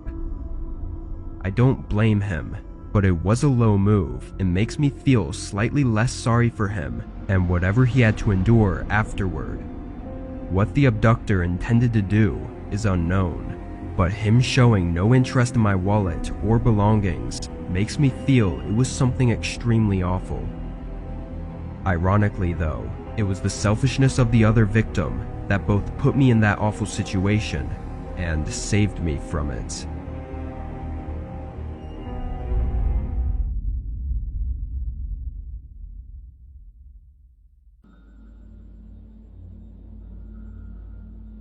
I worked at a Papa John's in my town about 2 years ago while I was taking online classes in college. I don't think anybody actually wants to work at a Papa John's, let alone any fast food place, but they were flexible with my availability due to having school on the weekdays. I worked 3 days a week, Friday, Saturday, and Sunday, all of which I did closing shifts as the delivery driver. I'm sure you all know the basic gist of it, but I pretty much waited in the store for orders to come in, then would deliver 1 or 2 at a time. Our location of Papa John's wasn't always that busy. I spent most of my time hanging out in the back and talking to my coworkers, just waiting for the clock to run down. Just past 11, a call came in. My coworker answered it and put in the order, then quickly got it in the oven, and not long after, I was taking it out to deliver. The address was a normal 10 minutes away, inside a neighborhood of mid-sized homes. I pulled up their driveway and quickly got the pizza, then walked up to the front door. I was about to ring the doorbell until I noticed a sheet of paper taped to the door. On it was a handwritten message saying do not knock or use doorbell. I reread it multiple times over, thinking it must be telling me to do one or the other, but no, it said to not do either. It was a brand new piece of paper too, so I knew the sign had to be for me, but what was I supposed to do? I pulled out my phone and called the number on the order. It rang once, then I heard a ringtone coming from inside the house. It was quiet and muffled, probably coming from the back of the house somewhere, but after only a few rings, it stopped. I looked down at my phone and the call had been denied. Strangely though, I didn't hear anyone or see any movement in the windows. I leaned in closer to the door to try to listen more intently. It was quiet, no sounds at all. Until suddenly, chaotic footsteps loudly sprinted down the stairs, shaking the entire house and running straight to the front door. I backed away and tried to act natural, but the sudden aggression of sound had me a bit startled. A few seconds passed without them opening the door, but I knew the person was right on the other side. Assuming he was looking at me through the peephole, I got a bit more unnerved. I don't know if it was everything going on, or just a gut instinct, but something told me that this was wrong. Looking around the other houses, the whole neighborhood was dark with only a handful of lights on throughout the whole street, giving my feelings more sense to them. Then the door swung open. "I have your pizza here from Papa John's," I said. The man gave me an empty look, then took the box from my hands. Immediately after, a loud thump resonated through the hallway inside the house. I looked past the man, but the house was too dark to see much of anything, and only a moment later, the door was slammed in my face. I heard him lock it, then quickly run down the hallway, and then it was silent again. I waited for a minute and listened, but after hearing no further sounds, I went back to my car and drove away. I parked in a nearby store parking lot and called the police to do a wellness check on that house. I wasn't sure of anything, but I didn't want to risk not reporting it. I got a call later that night saying they didn't find anything to worry about. Strangely, they said only the man lived there, but someone else had to have been there to make that sound I heard, which was also where I heard the phone ringing from. Nothing more came of it, but I still think on what exactly happened that night. It could have just been a strange man and nothing more, but it's the possibility of it being something else that keeps me up at night.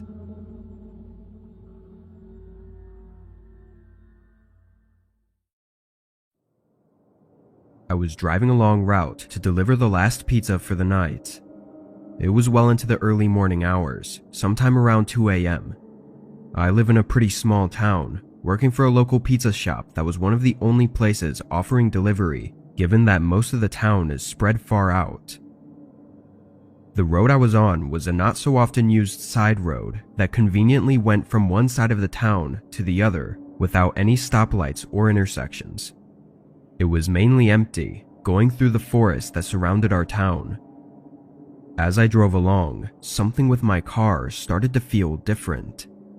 I checked my gas, but it was at half, and no other icons were showing up on my dashboard. I figured it was nothing and ignored it, but the further down the road I got, the more my car began to struggle. It was bumpy, shifting back and forth as I tried to maintain speed, until it just stopped accelerating. The car rolled forward, and I slowly turned it off to the side of the road, stopping it halfway in the grass. With some annoyance, I looked again at my dashboard as I tried to turn the car back on, but had no luck. I rubbed my eyes with frustration, then calmly got out and looked for any signs of damage on the outside of the car. I didn't see anything, but it was a really old car, and honestly I didn't even know what to look for. As I was out there, I looked down the road, not seeing anything but fog and trees, but when I looked back the way I came from, I saw a figure far out standing in the fog on the other side of the road. I got back in my car and called up one of my coworkers, who was also a friend of mine, and asked if he could do me a favor and pick me up. He agreed, though it wouldn't be for another 30 minutes. I thanked him, then called the customer to let them know my situation and apologized for the inconvenience. They were nice about it, so all I was left to do was sit back and wait. After a second, I remembered that figure that I'd seen, so I checked my mirrors, but saw nothing. I didn't see anybody on the side of the road or by the trees, although it was really dark and foggy. I sat back again and opened the box of pizza, grabbing a slice for myself while I waited. Over time, though, an eerie feeling continued to grow on me. Being out on this empty road with very limited vision just started to freak me out. I could only see a few feet into the forest before it was complete darkness, and the fog on the road seemed to only get more dense as time went on. I waited for 30 minutes, keeping my eyes open the whole time and checking the mirrors. But then I heard something. Footsteps, getting more noticeable as the sound came closer, coming from the darkness within the forest. I stared at the empty fog, seeing a man appear near one of the trees. He walked directly up to my car, knocking on the window and sending a friendly smile at me. Sorry, I can't roll the window down," I said through the glass, not really sure what else to say. The man said nothing, but then casually tried to open the door before walking around to the back. I looked in the mirror as he stood by the trunk, seeming like he was trying to hide for a second as he shifted around with something in his hands. And it was just then that headlights came through the fog from down the road. The man watched as the car slowed down and started to pull in behind me. Then he ran into the forest, losing my sight in the fog. My friend seemed to have noticed the man as well, because he was very cautious about approaching my car. We ended up leaving my car behind, and it was on the ride back with my friend that he told me the man was holding a gun before he ran into the forest. We called the police and had a tow truck pick up the car, which happened to have been broken into and looted. It turned out that the gas meter was stuck in the middle, and it was actually an empty tank, but concerning the man, there's been nothing on it. I don't know what he was trying to do. I mean, he obviously robbed the car, but what would he have done to me if he had tried to while I was inside? And why was he out there on that empty road in the middle of the night anyway? All I can say is that if my friend hadn't shown up when he did, I'm pretty sure I would have never been seen again.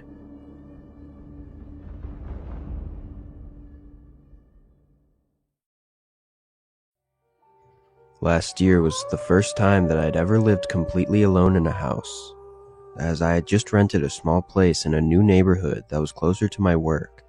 I moved in early October, but it seemed like most of the neighbors kept to themselves, so I did as well. But everything was pretty normal otherwise for the first few weeks. Anyways, it was Halloween now, and I noticed only a couple houses actually had decorations up. They didn't have anything crazy, just a few pumpkins or signs, but it was more than any of the other houses. I decided to put up a small trick-or-treat sign on my door, and I bought a small bag of candies to hand out. Where I used to live, I'd buy 3 or 4 big bags, but I didn't get the feeling that these people really celebrated Halloween here, so I figured 1 bag would be enough.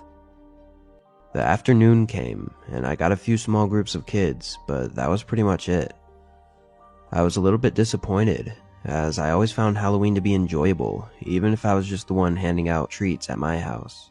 Anyways, it started getting late, around 10 p.m., so I put the bag of candy in my pantry and sat on the couch to watch a scary movie to end the night on. I think I was halfway through the movie before I heard the doorbell ring. A little bit confused and annoyed, I got up and looked out the peephole to see who was there. I saw what looked like a small boy, maybe 10 or 11, standing at the door in a homemade costume. It didn't look like anything specific, just black cloth with red accents and a black mask. I opened the door, and he said trick or treat. By now, it was almost 11, so I was a little worried that he was alone walking door to door. I smiled and told him to wait a minute while I get him some of the candy that I'd put away. I went back to my pantry and grabbed a big handful and then brought them back to the door and dropped them in the boy's pillowcase. Then I looked around behind him to see if his parents were on the sidewalk or maybe a group of friends, but I didn't see anyone. He turned around and started walking away, but I stayed in the doorway for a few seconds just to make sure he was okay. But again, I didn't see anything or anyone, so I closed the door and went back to the couch. A couple more minutes went by before the doorbell rang again. This time, I went to the pantry first and got the bag of candy, and then headed for the door. When I opened it, I was surprised to see the same kid standing there, but without a pillowcase or a bag this time.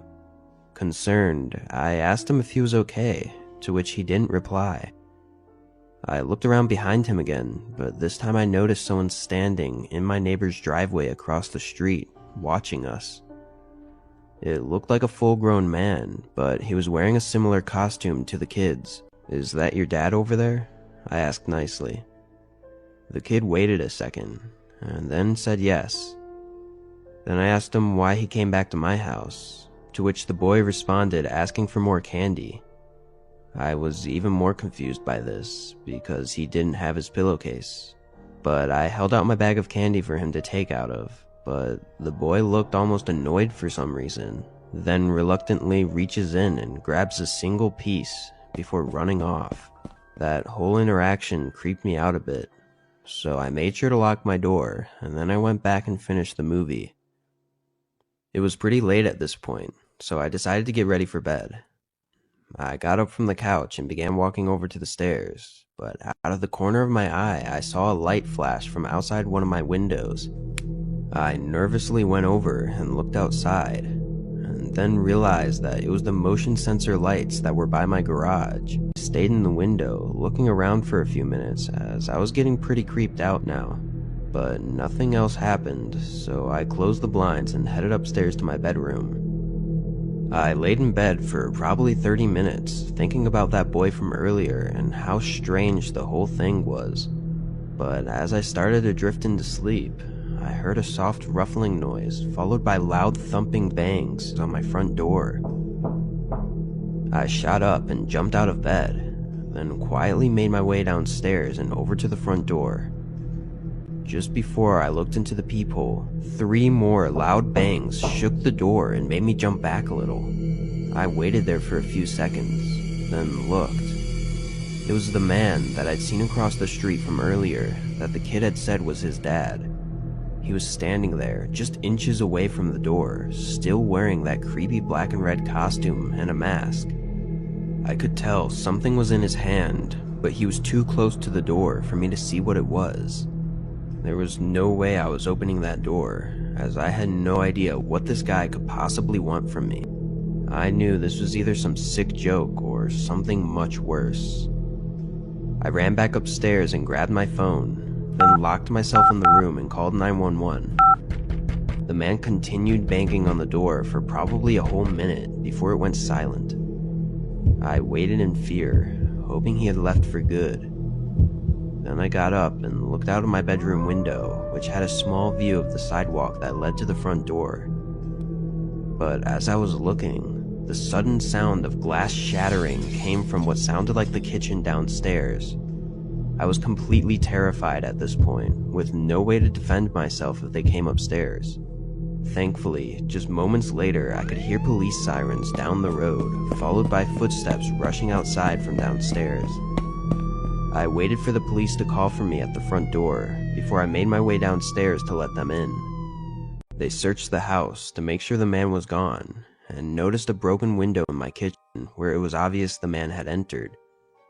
I ended up staying at a hotel for the next few days just to be safe, but I guess the guy never came back. I run through the whole night in my head a lot, wondering if he was just using his kid as some weird way to gain entry into my house. I don't really know for sure, but nothing was stolen though, which makes me question what the man was really trying to do breaking in my house. Anyways, it's been almost a year now, and Halloween is in just a couple of weeks, and I'm starting to get pretty paranoid that the man from last year might come back to finish what he started. My friends and I were trick-or-treating a few years ago when we were 13 to 14 years old. This was our second year going without any of our parents coming with us, so we were pretty excited to run around the neighborhood collecting candy and just having a good time. Something we'd do every year before Halloween was plan out our trick-or-treating route so that we could go to all the biggest houses in hopes to get full-sized candy bars. Earlier this year, a whole street of newly built luxury homes were finally finished and people had moved in, so we decided to start there and then make our way around to the other neighborhoods afterwards. This new street of houses wasn't too far from my place, so we all met at my house on Halloween evening. Then we headed out to begin trick-or-treating. We stopped at a few houses on the way just for some extra candy, and then turned down the sidewalk that led to the new streets. To our surprise, we didn't see any other kids walking around here. We figured we were the first ones, and we got really excited and ran over to the first house. A kind older man opened the door and gave us each a full-sized Hershey's chocolate bar. Once we were out of the driveway, we all got super excited as we were already off to a good start. But as we rang the next doorbell, nobody answered, and neither did the next house or the one after that. One thing about this street was that each house had a really big yard, so the walk between them would take almost 2 to 3 minutes. After about 10 houses not answering, we were starting to feel like we were wasting our Halloween here and not getting anything. We could see the next house though, and it was the biggest one on the street as far as we could see, so we agreed to try there first. This house had a really long driveway and led to an even larger circle driveway. As we were walking up, I saw a woman looking at us from the small window right next to the door, but as soon as I made eye contact with her, she quickly backed away. I figured she was just waiting for trick-or-treaters, and I was just glad to see that someone was home and hopefully had some candy for us. We got up onto the porch and I rang the doorbell. Almost immediately, a woman opens the door, and standing behind her was another older woman, the same one that I'd seen in the window. They both smile as we say trick-or-treat. Then she opens the door wider, revealing a huge round table set up inside of their large entrance room. On the table was pretty much every kind of candy you could find at a store. I couldn't believe someone would spend this much on Halloween candy, but with a house like this, I guess it made sense. She told us to come in and choose 2 of whichever candy we wanted. Without hesitating, we all ran in and over to the table to look at everything they had. All of us in that moment were so happy, getting to decide on pretty much whatever candy we wanted. But as I was trying to decide on what my second choice would be, I heard the door slam shut. All of us turned and looked at the woman standing right by the door, still smiling at us. She then asks us to stay here for just a minute as she'd forgotten to put out some dessert for us to have on our way out, and then she walked away quickly. I looked around, noticing the other woman wasn't there anymore either. I could tell all of us were panicking and scared. Only seconds later, footsteps started coming towards us from down the hall. I immediately ran for the door and opened it, letting all of us outside as we could hear the woman call out for us to wait. We all ran down the driveway and didn't stop until we got all the way back to my house. We sat on my driveway, terrified and confused as to what just happened. We thought about telling my parents, but we knew they'd yell at us for stupidly going into the house when we were told so many times before to not go into anyone's home, so we didn't say anything. After a little bit, we ended up continuing our trick-or-treating in my neighborhood, being a lot more cautious and trying to make sure we weren't the only kids walking around. It was definitely the weirdest thing to happen to me on Halloween, and my friends and I still talk every Halloween about what we think those women were trying to do and what would have happened if we stayed in their house for the dessert. When I was a kid, I lived with my parents in a small neighborhood. Halloween was never really a big thing as far as trick-or-treating and stuff, so we'd always do something else. One thing my dad and I always loved doing on Halloween was exploring creepy or abandoned places together. It's funny, I would never do this kind of thing alone or even with friends, but with him I felt safe and I was never scared of what we might find, at least up until this day. After driving around for a while, we found a worn-down barn. This thing had to be vacant for years, the siding was half gone and the roof was caved in. If it wasn't for the little slivers of paint here and there, you would have never known it was red. We maneuvered around broken glass and slabs of wood, finding left-behind tools and garbage, and then I saw it. A cute little scarecrow perched up on the side of the barn. I pointed to it, and my dad led the way.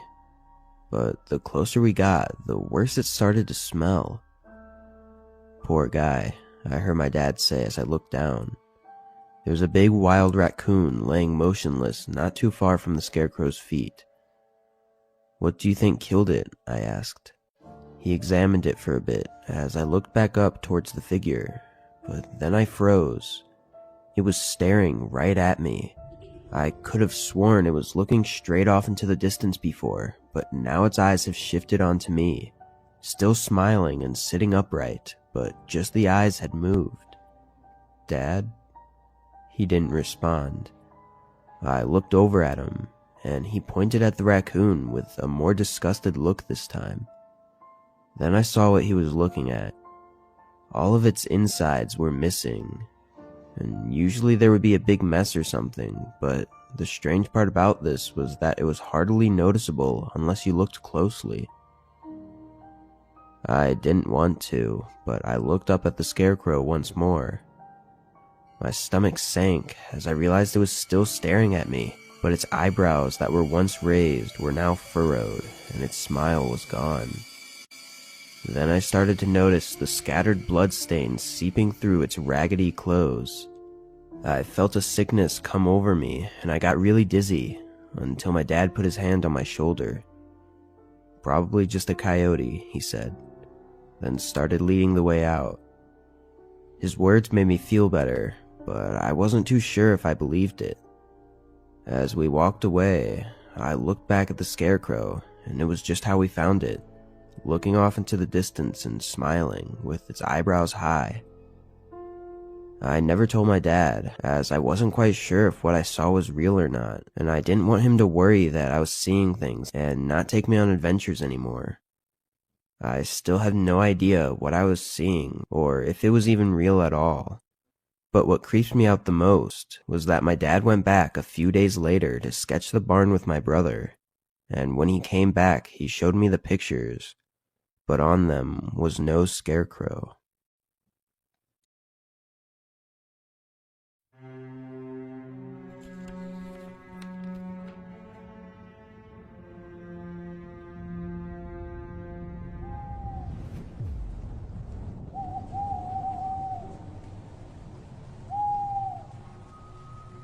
This happened back when I was a kid.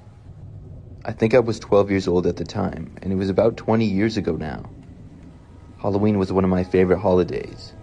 I loved getting to hang out with my friends, put on some funny costume, and then go out and get a bunch of candy. This particular year, I remember that my friend Sean was coming over, and he was going trick-or-treating with me. Afterwards, he was going to sleep over at my house. I lived with just my mom and older sister, who was at her best friend's house. Sean and I left to go trick-or-treating at probably 5 p.m. I would describe the neighborhood that I lived in as pretty typical. There were quite a few other houses on my street, and we lived in a large residential area. My street itself was usually pretty quiet though, but we would still get lots of neighborhood kids trick-or-treating. Sean and I first went to all the houses on my street, and then we went to the next street over. We ended up spending hours trick-or-treating until our bags couldn't hold any more candy. I would say it was about 8 o'clock when we decided to head back to my house. During the entire time that we had been trick-or-treating, everything seemed pretty normal. We saw a bunch of other kids out trick-or-treating as well. It took maybe 30 minutes or so to walk back home, but eventually we got there. After getting back inside, Sean and I started going through all of the candy that we got. I remember that not long after, my mom went up to go to bed. Sean and I didn't have school the next day, so we were going to stay up late. We went into the living room and started playing video games. Probably PlayStation 2 or whatever was big back then. There were a lot of fun multiplayer games that we played, and we could do that for hours. But only like 10 minutes into it, the doorbell rang. Of course, Sean and I both assumed that it was a trick-or-treater, but it was pretty late for one. Plus, my mom had turned out the front light before going to bed. We looked at the time, and it was a little after 10 o'clock. This was definitely late for somebody to be trick-or-treating, but it was still a strong possibility. We paused the game, and I got up to check who it was. Sean followed me, but we both stopped to look out the front window from the living room first. We could see out to the front step if we moved the curtains a little bit. When I did, I saw that there was a fully grown man standing there facing the front door. It was not a kid or a trick-or-treater. The man had no costume on of any kind, and I didn't recognize him as a neighbor or anybody that I knew either. After seeing him, we quickly closed the curtains to the window, fearing that the man might look over and see us. We weren't really sure what to do, but decided to just ignore this. We didn't know what the man wanted, but it seemed weird for him to be there. Obviously, I wasn't going to answer the door late at night to some weirdo. The guy rang the doorbell one more time. I was kind of hoping that my mom was still awake and would come downstairs, but she didn't. After the doorbell rang for the second time, things were quiet for a while after that. Sean and I assumed that the man must have left. I felt a little bit better, and we were about to go back to playing video games, but Sean had the idea to check out the window to make sure that the guy was now gone. I agreed and walked over to the window. I pulled back the curtain to look out, but when I did, I saw the man was right there on the other side of the window. He looked right at me as I saw him, and I quickly closed the curtains again. Sean and I both sprinted out of the room and upstairs to get away from there. We went into my bedroom and closed the door behind us. I was really scared, but I felt like we would be safe up there. We didn't know what the man was doing in our yard, or right next to the window, but I was hoping that he would just go away. Sean and I were talking to each other about what we had just seen, when suddenly, we heard the sound of glass breaking coming from downstairs. When I heard this, I got 100 times more scared than I already was. Sean and I both ran out of my bedroom and down the hall to my mom's bedroom. When we got inside, she woke up and I told her what was going on. There was a phone in her bedroom and she started to call the police. I went over and locked the bedroom door. Then we all went into the closet of the bedroom and got inside of it. We didn't hear any noises, but the guy was downstairs somewhere. It felt like forever as we waited for the police to arrive. I was just hoping that we wouldn't hear the sound of somebody walking down the hallway or the sound of somebody at the door. None of us had any idea who this guy was or why he was here. After waiting for probably 10 or 15 minutes, the police finally got there. They searched the house, but the guy had left. He had broken the front living room window, right by where we had seen him. Several parts of the house downstairs had things messed up, and a couple of items were stolen. We were mostly just happy that the guy was gone, though. I'm not sure why he broke into the house. I was pretty scared for the rest of the night and thought that the guy might come back, but luckily he didn't. That was definitely my scariest Halloween memory.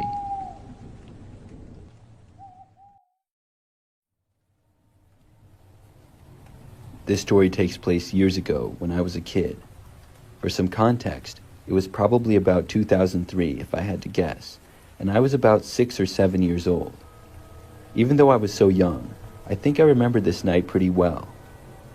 I got really excited for Halloween when I was younger because I loved trick-or-treating and getting lots of candy. The whole day was always a fun time. I remember that year I was going trick-or-treating with my older sister, who was about 10. Our parents trusted us to go trick-or-treating around the neighborhood by ourselves, and they would stay back with my younger brother. He was very young and maybe like 3 years old. My parents would hand out candy and take care of him while we were gone. Our neighborhood had lots of houses in it, and they were all roughly the same sizes. At the end of the street, there was a park, and then more streets of houses past that. We were planning to go down our street, and then maybe 2 or 3 more of the closest other streets. We didn't want to go too far out, and our parents had also told us not to.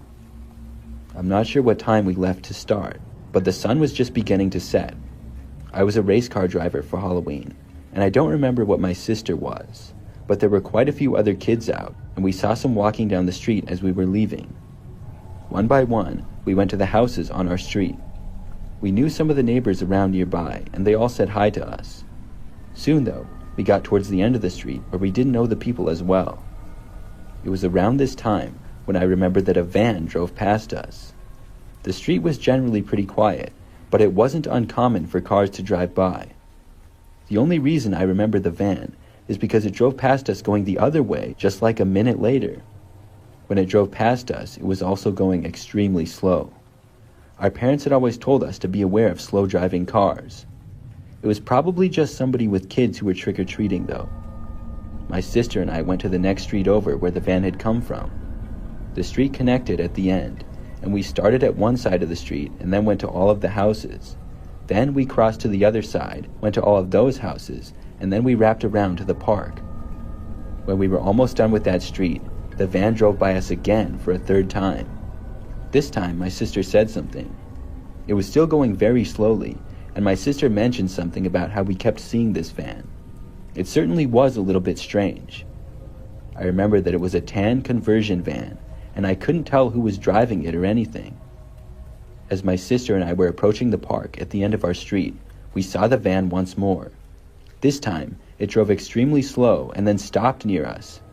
We both looked at it, and the driver's window rolled down. There was a man driving it, who had a grayish beard, glasses, and was wearing a baseball cap. He said hi to us, and then held out his window a large bowl of candy. He said something like, "Hey kids, come and get some candy." I remember he had a big smile on his face. Now, my sister and I were always told not to approach strangers, and obviously, not to approach strange vehicles either. But being that it was Halloween, and it looked like he was just passing out candy, this seemed different. I mean, you would never knock on all of your neighbors' doors at night, but on Halloween that was okay. We stood there just staring at the guy for a moment, and he told us that it was all right and waved us over. He had been maybe 20 feet away from us, and there were no other kids nearby in the street. My sister started walking towards the guy, so I followed.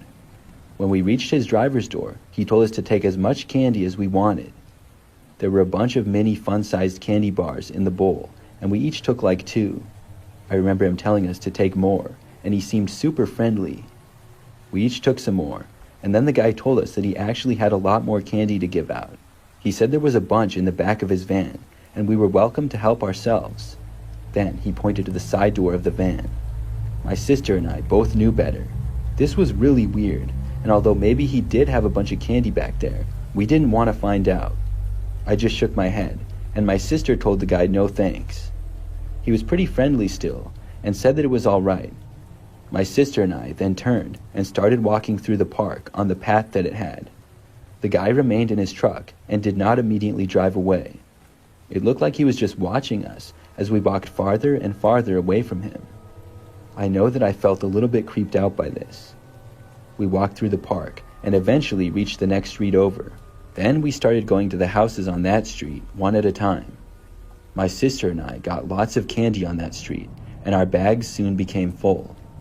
We decided to head home, and that's when we saw the van once more. We saw it enter the street from the other end. My sister pointed it out, and we were pretty close to the park. As it approached, we actually started running to the park to get away from the van before the guy would see us. When we were able to get back on the path that led back to our street, we watched as the van drove by. It was still going extremely slow. My sister and I talked about it a little and how weird it seemed. I was really young, but I knew something was off, and my sister, I'm sure, knew more than I did. We walked pretty quickly back to our street, and then we just had to walk down it until we got to our house.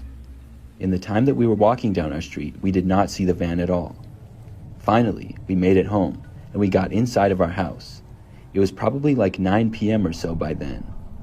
When we got inside, we would start eating candy and watching TV or movies.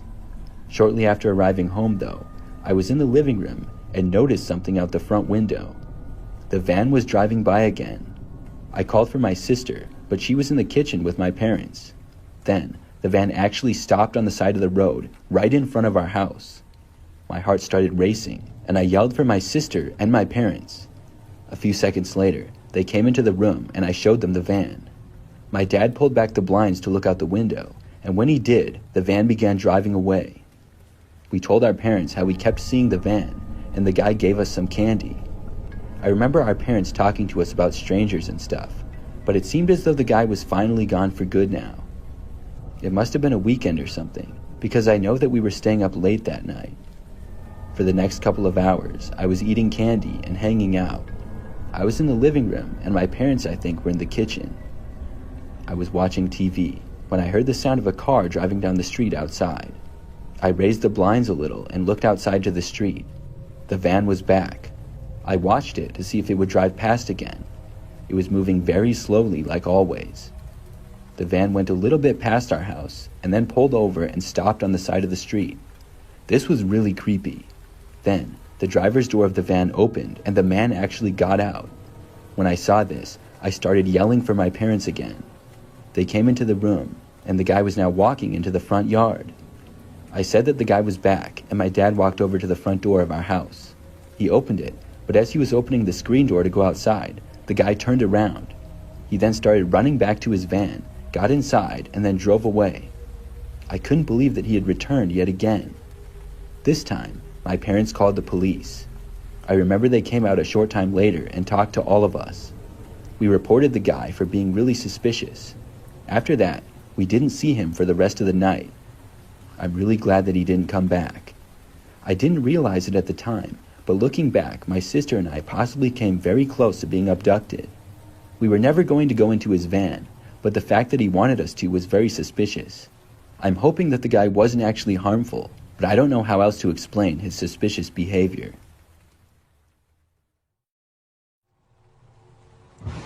I'm a female, and this is something that happened several years ago when I was in college. It takes place on Halloween night, and I was at a new university. I was a junior, but had recently transferred from a different college, and this was my first year there. Because of this, I lived in the dorms. I was able to make some friends at college pretty quickly at my new school, and by Halloween, we had plans to hang out. There was a few Halloween parties going on at some friends' houses and things like that. I dressed up as a cowgirl and walked with my friend to another friend's house. They were having a costume party. This lasted until maybe 10 or 11 at night, and then the people left to go to some bars nearby. I went with some of my friends, but the story really starts when I left the bar. Obviously, with it being Halloween, just about everybody had a costume on of some sort. It was sometimes hard to tell who everybody was. Eventually, though, at one of the bars we were at, I got tired and wasn't feeling it anymore. I decided to go back and go to bed. But none of my friends wanted to leave yet. It was maybe a little past 1 o'clock in the morning. I didn't think it was a big deal that they didn't want to go, and I would go back by myself. The walk back to my dorm would only take like 10 minutes, and it wasn't that cold out or anything. I left the bar and started heading back. There were a few people out on the sidewalk at first, but it got much quieter. I headed down one of the sidewalks back towards campus. That was only a couple of blocks. When I was almost at campus is when I saw the guy walking a ways back on the sidewalk behind me. He was dressed up as the Joker from Batman, but he was wearing a rubber mask instead of painting his face. I had remembered seeing him at one point in the bars. I didn't know who he was, but I figured that it was maybe another student. The guy was maybe 100 feet behind me. As I walked home, he did the same route as me and remained behind me. I stopped paying attention to him though, but when I was back at campus and approaching my dorm, I noticed him again. This was a little bit odd, but he possibly lived in my dorm building. I remember I kept seeing him a ways back, just walking closer to me. He also appeared to be looking at me the entire time, but through the mask, I couldn't really tell. Eventually, I made it to my building and got inside. When I was in, I went to the elevator and up to my floor, which was the 3rd floor. Then I walked to my room and got inside. I changed and then was about to go to the bathrooms down the hallway. When I did, I heard somebody was going to walk past my room from outside. Instead of just walking out of my room, I looked through my peephole to see who was there. I saw the guy dressed up as the Joker walking by. I thought this was kind of strange. He then stopped at my door, which was really weird. That's when I wondered to myself if he had followed me back. Still, maybe he just lived there. My floor was all female, so I knew he didn't live on this floor. He was standing around for a few seconds, and then he kind of started pacing a little bit. He didn't really go out of my view though. Then, at one point, he removed his Joker mask. This revealed that he was probably not a college student. The guy looked to be in his 40s, or maybe even 50s. He was short and heavy-set. I had no clue what he was doing here. Then he put his mask back on and went up to my door and tried opening it. Luckily, the door was locked. He stood there, right on the other side of the door from me. It was terrifying. Then, I heard somebody's door opening from down the hallway. The guy then turned and walked away to the left. When he was out of my sight for a while, I opened up my door and looked out into the hallway. I couldn't see him, and he must have left the floor. I went to bed a short time after that, and I don't believe the man ever returned, but it was really creepy to know that he likely followed me all the way from a bar into my dorm building.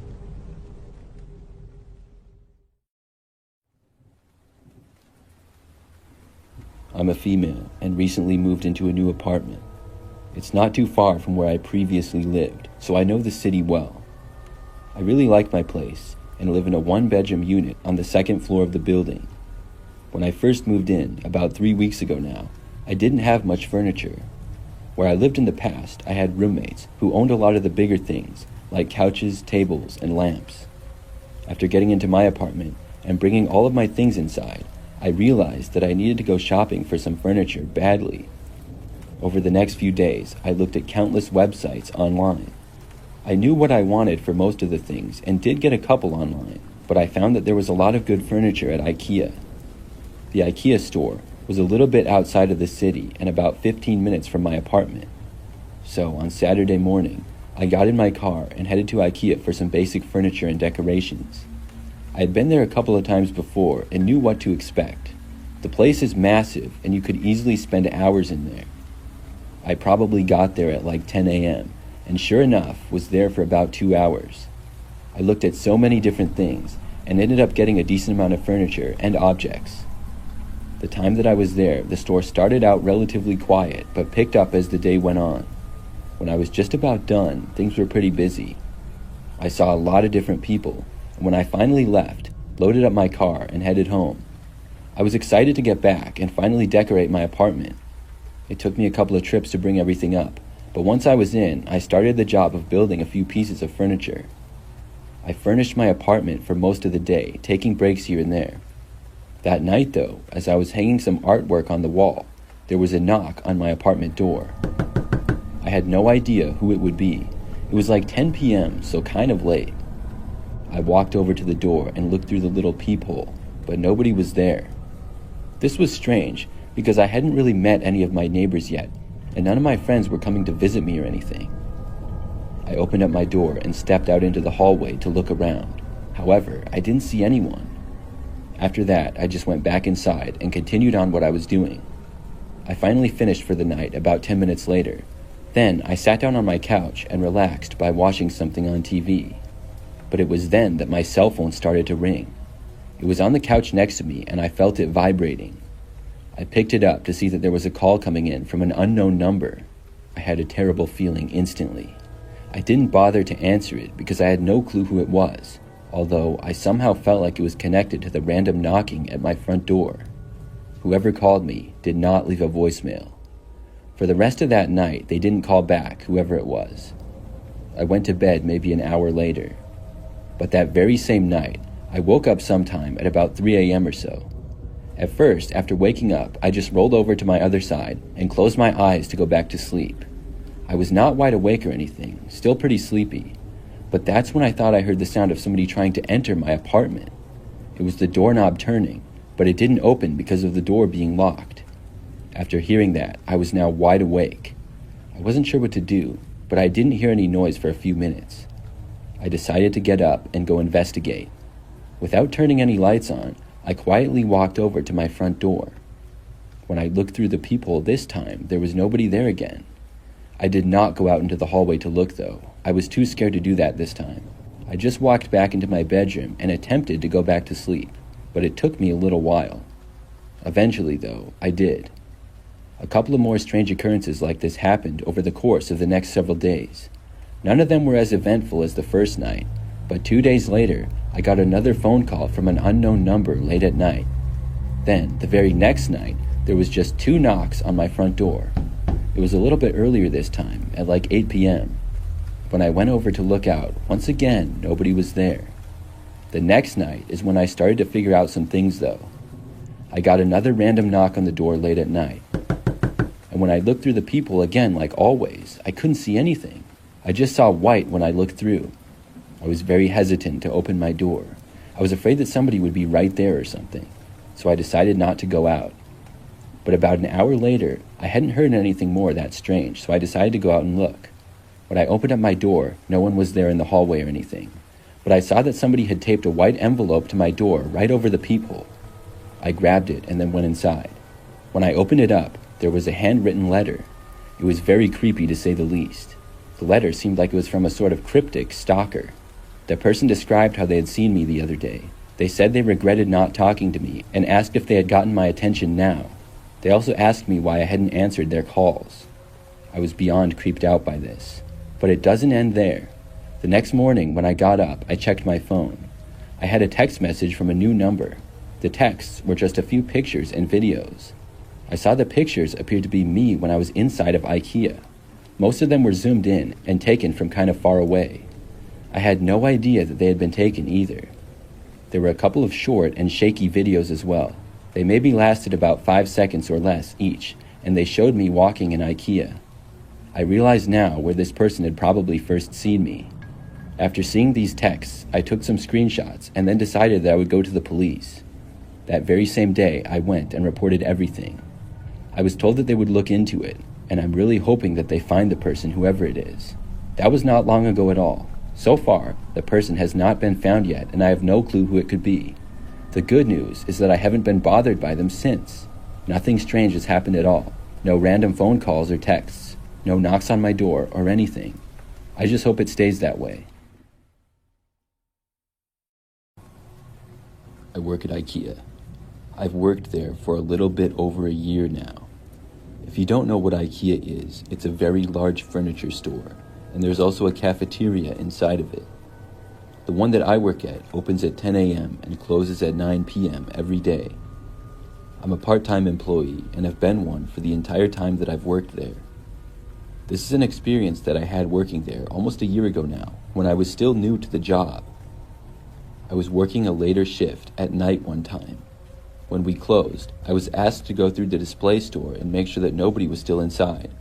Most of the employees still working were in the area where all of the actual furniture for sale is kept. The first part of the store is mostly all displays.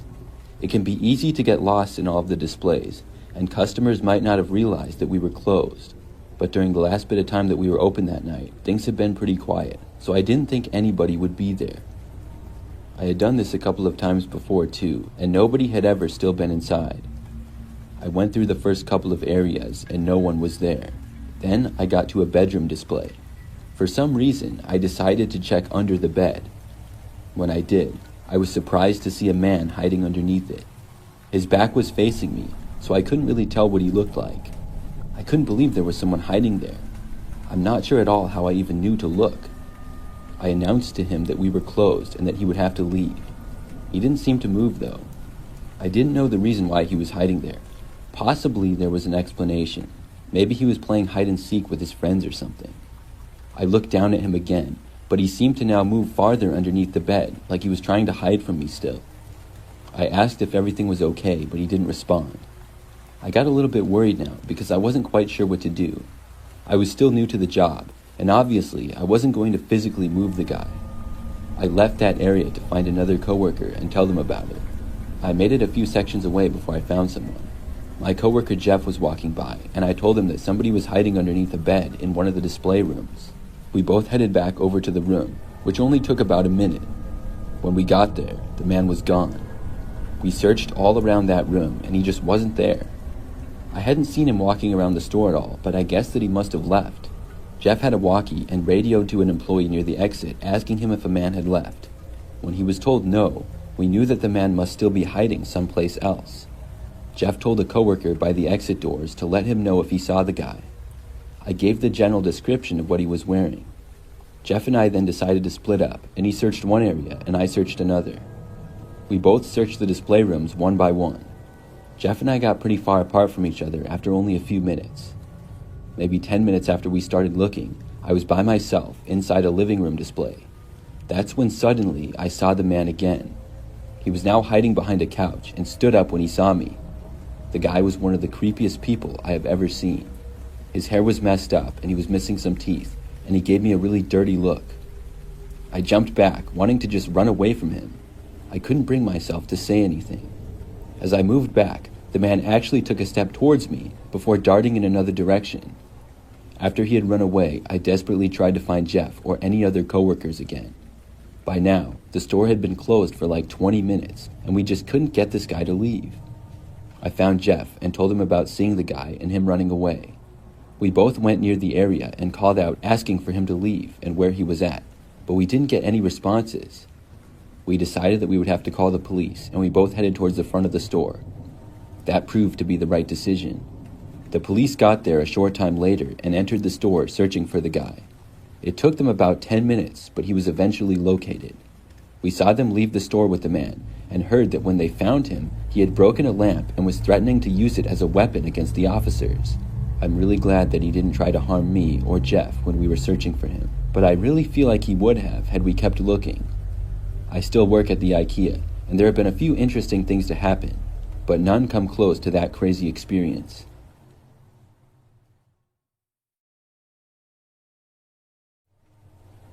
I went to IKEA to do some furniture shopping a couple of months ago. Something really strange happened that day. I knew that I would be in IKEA for a while because the store is so big. Every time I go, it takes forever for me to find stuff. My friend was supposed to go with me, but canceled at the last minute. As disappointed as I was, I decided to just go by myself anyways. I still always enjoy going to IKEA. It has a kind of fun atmosphere in my opinion. When I went in there, it was kind of busy. I'm pretty sure it was a Friday if my memory is correct. There were people all over the store, which didn't make things go any faster for me. I didn't really need anything big, but several small items. After being inside for more than 20 minutes, this one woman started following me. At least, that's what it seemed. I noticed her next to me, only like 3 or 4 feet away, but I thought nothing of it. When I moved away to go somewhere else, she did too. When I stopped to look at something, she stopped a little ways behind me. I thought this was weird because I didn't know who she was. I could tell that she was looking at me, and I looked over to see if she had something to say to me. But when I looked at her, she quickly looked away. I decided to move again at that point, and she followed me once more. I walked a decent ways away this time, and when I stopped to look at something, the woman also stopped. This time, I turned to her and asked her why she was following me. She looked away as soon as I looked at her again, and when I spoke, just walked away. She didn't acknowledge anything that I said, and before I had even finished speaking, she had walked around the corner and was out of my sight. I sighed and shook my head. At least she had finally left me alone. After that, I went back to my normal shopping. Luckily for me, I didn't see her for the rest of the time that I was shopping, which was probably about an hour. When I had got to the end of all of the displays, there was a cafeteria. I was pretty hungry and went inside to get a quick bite to eat. After sitting down at one of the many tables in the cafeteria, I saw the woman within about 5 minutes. She was sitting at the far other end and staring at me. She didn't have any food or anything with her. She wasn't with anybody either. I didn't know what her problem was. She was far away though, so I tried not to let it bother me. I wasn't going to get up and try to talk to her again either. I just went on my phone and enjoyed the great IKEA food. I did look up a while later and she was still there staring at me. This was just really weird and I didn't know why she was doing this. I did my best to not look at her and to forget about it. But only like 5 minutes later, I looked in her direction again. This time though, she was gone. I stayed there for a while longer and then I left the cafeteria area. I didn't see her at that point either. Then I was just about ready to leave. I went to go check out up at the front of the store. I bought a few things and then left to head out to my car. Like the store, the parking lot for IKEA is also very big. There were a lot of people when I got there, so I was parked kind of in the back. As I approached my vehicle, I saw somebody standing kind of in front of it. It was that same woman again. Now this was insane. She was just kind of standing there and not doing anything. I carefully approached, wondering why she was there.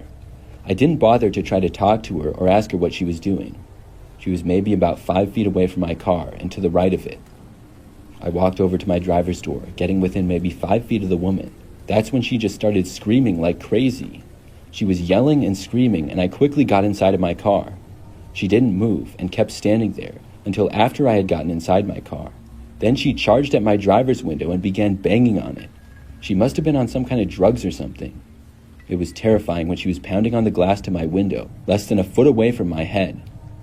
I started at my car and drove away from her. She was still standing there and yelling as I drove off. I was sure to call the police and let them know about what had happened.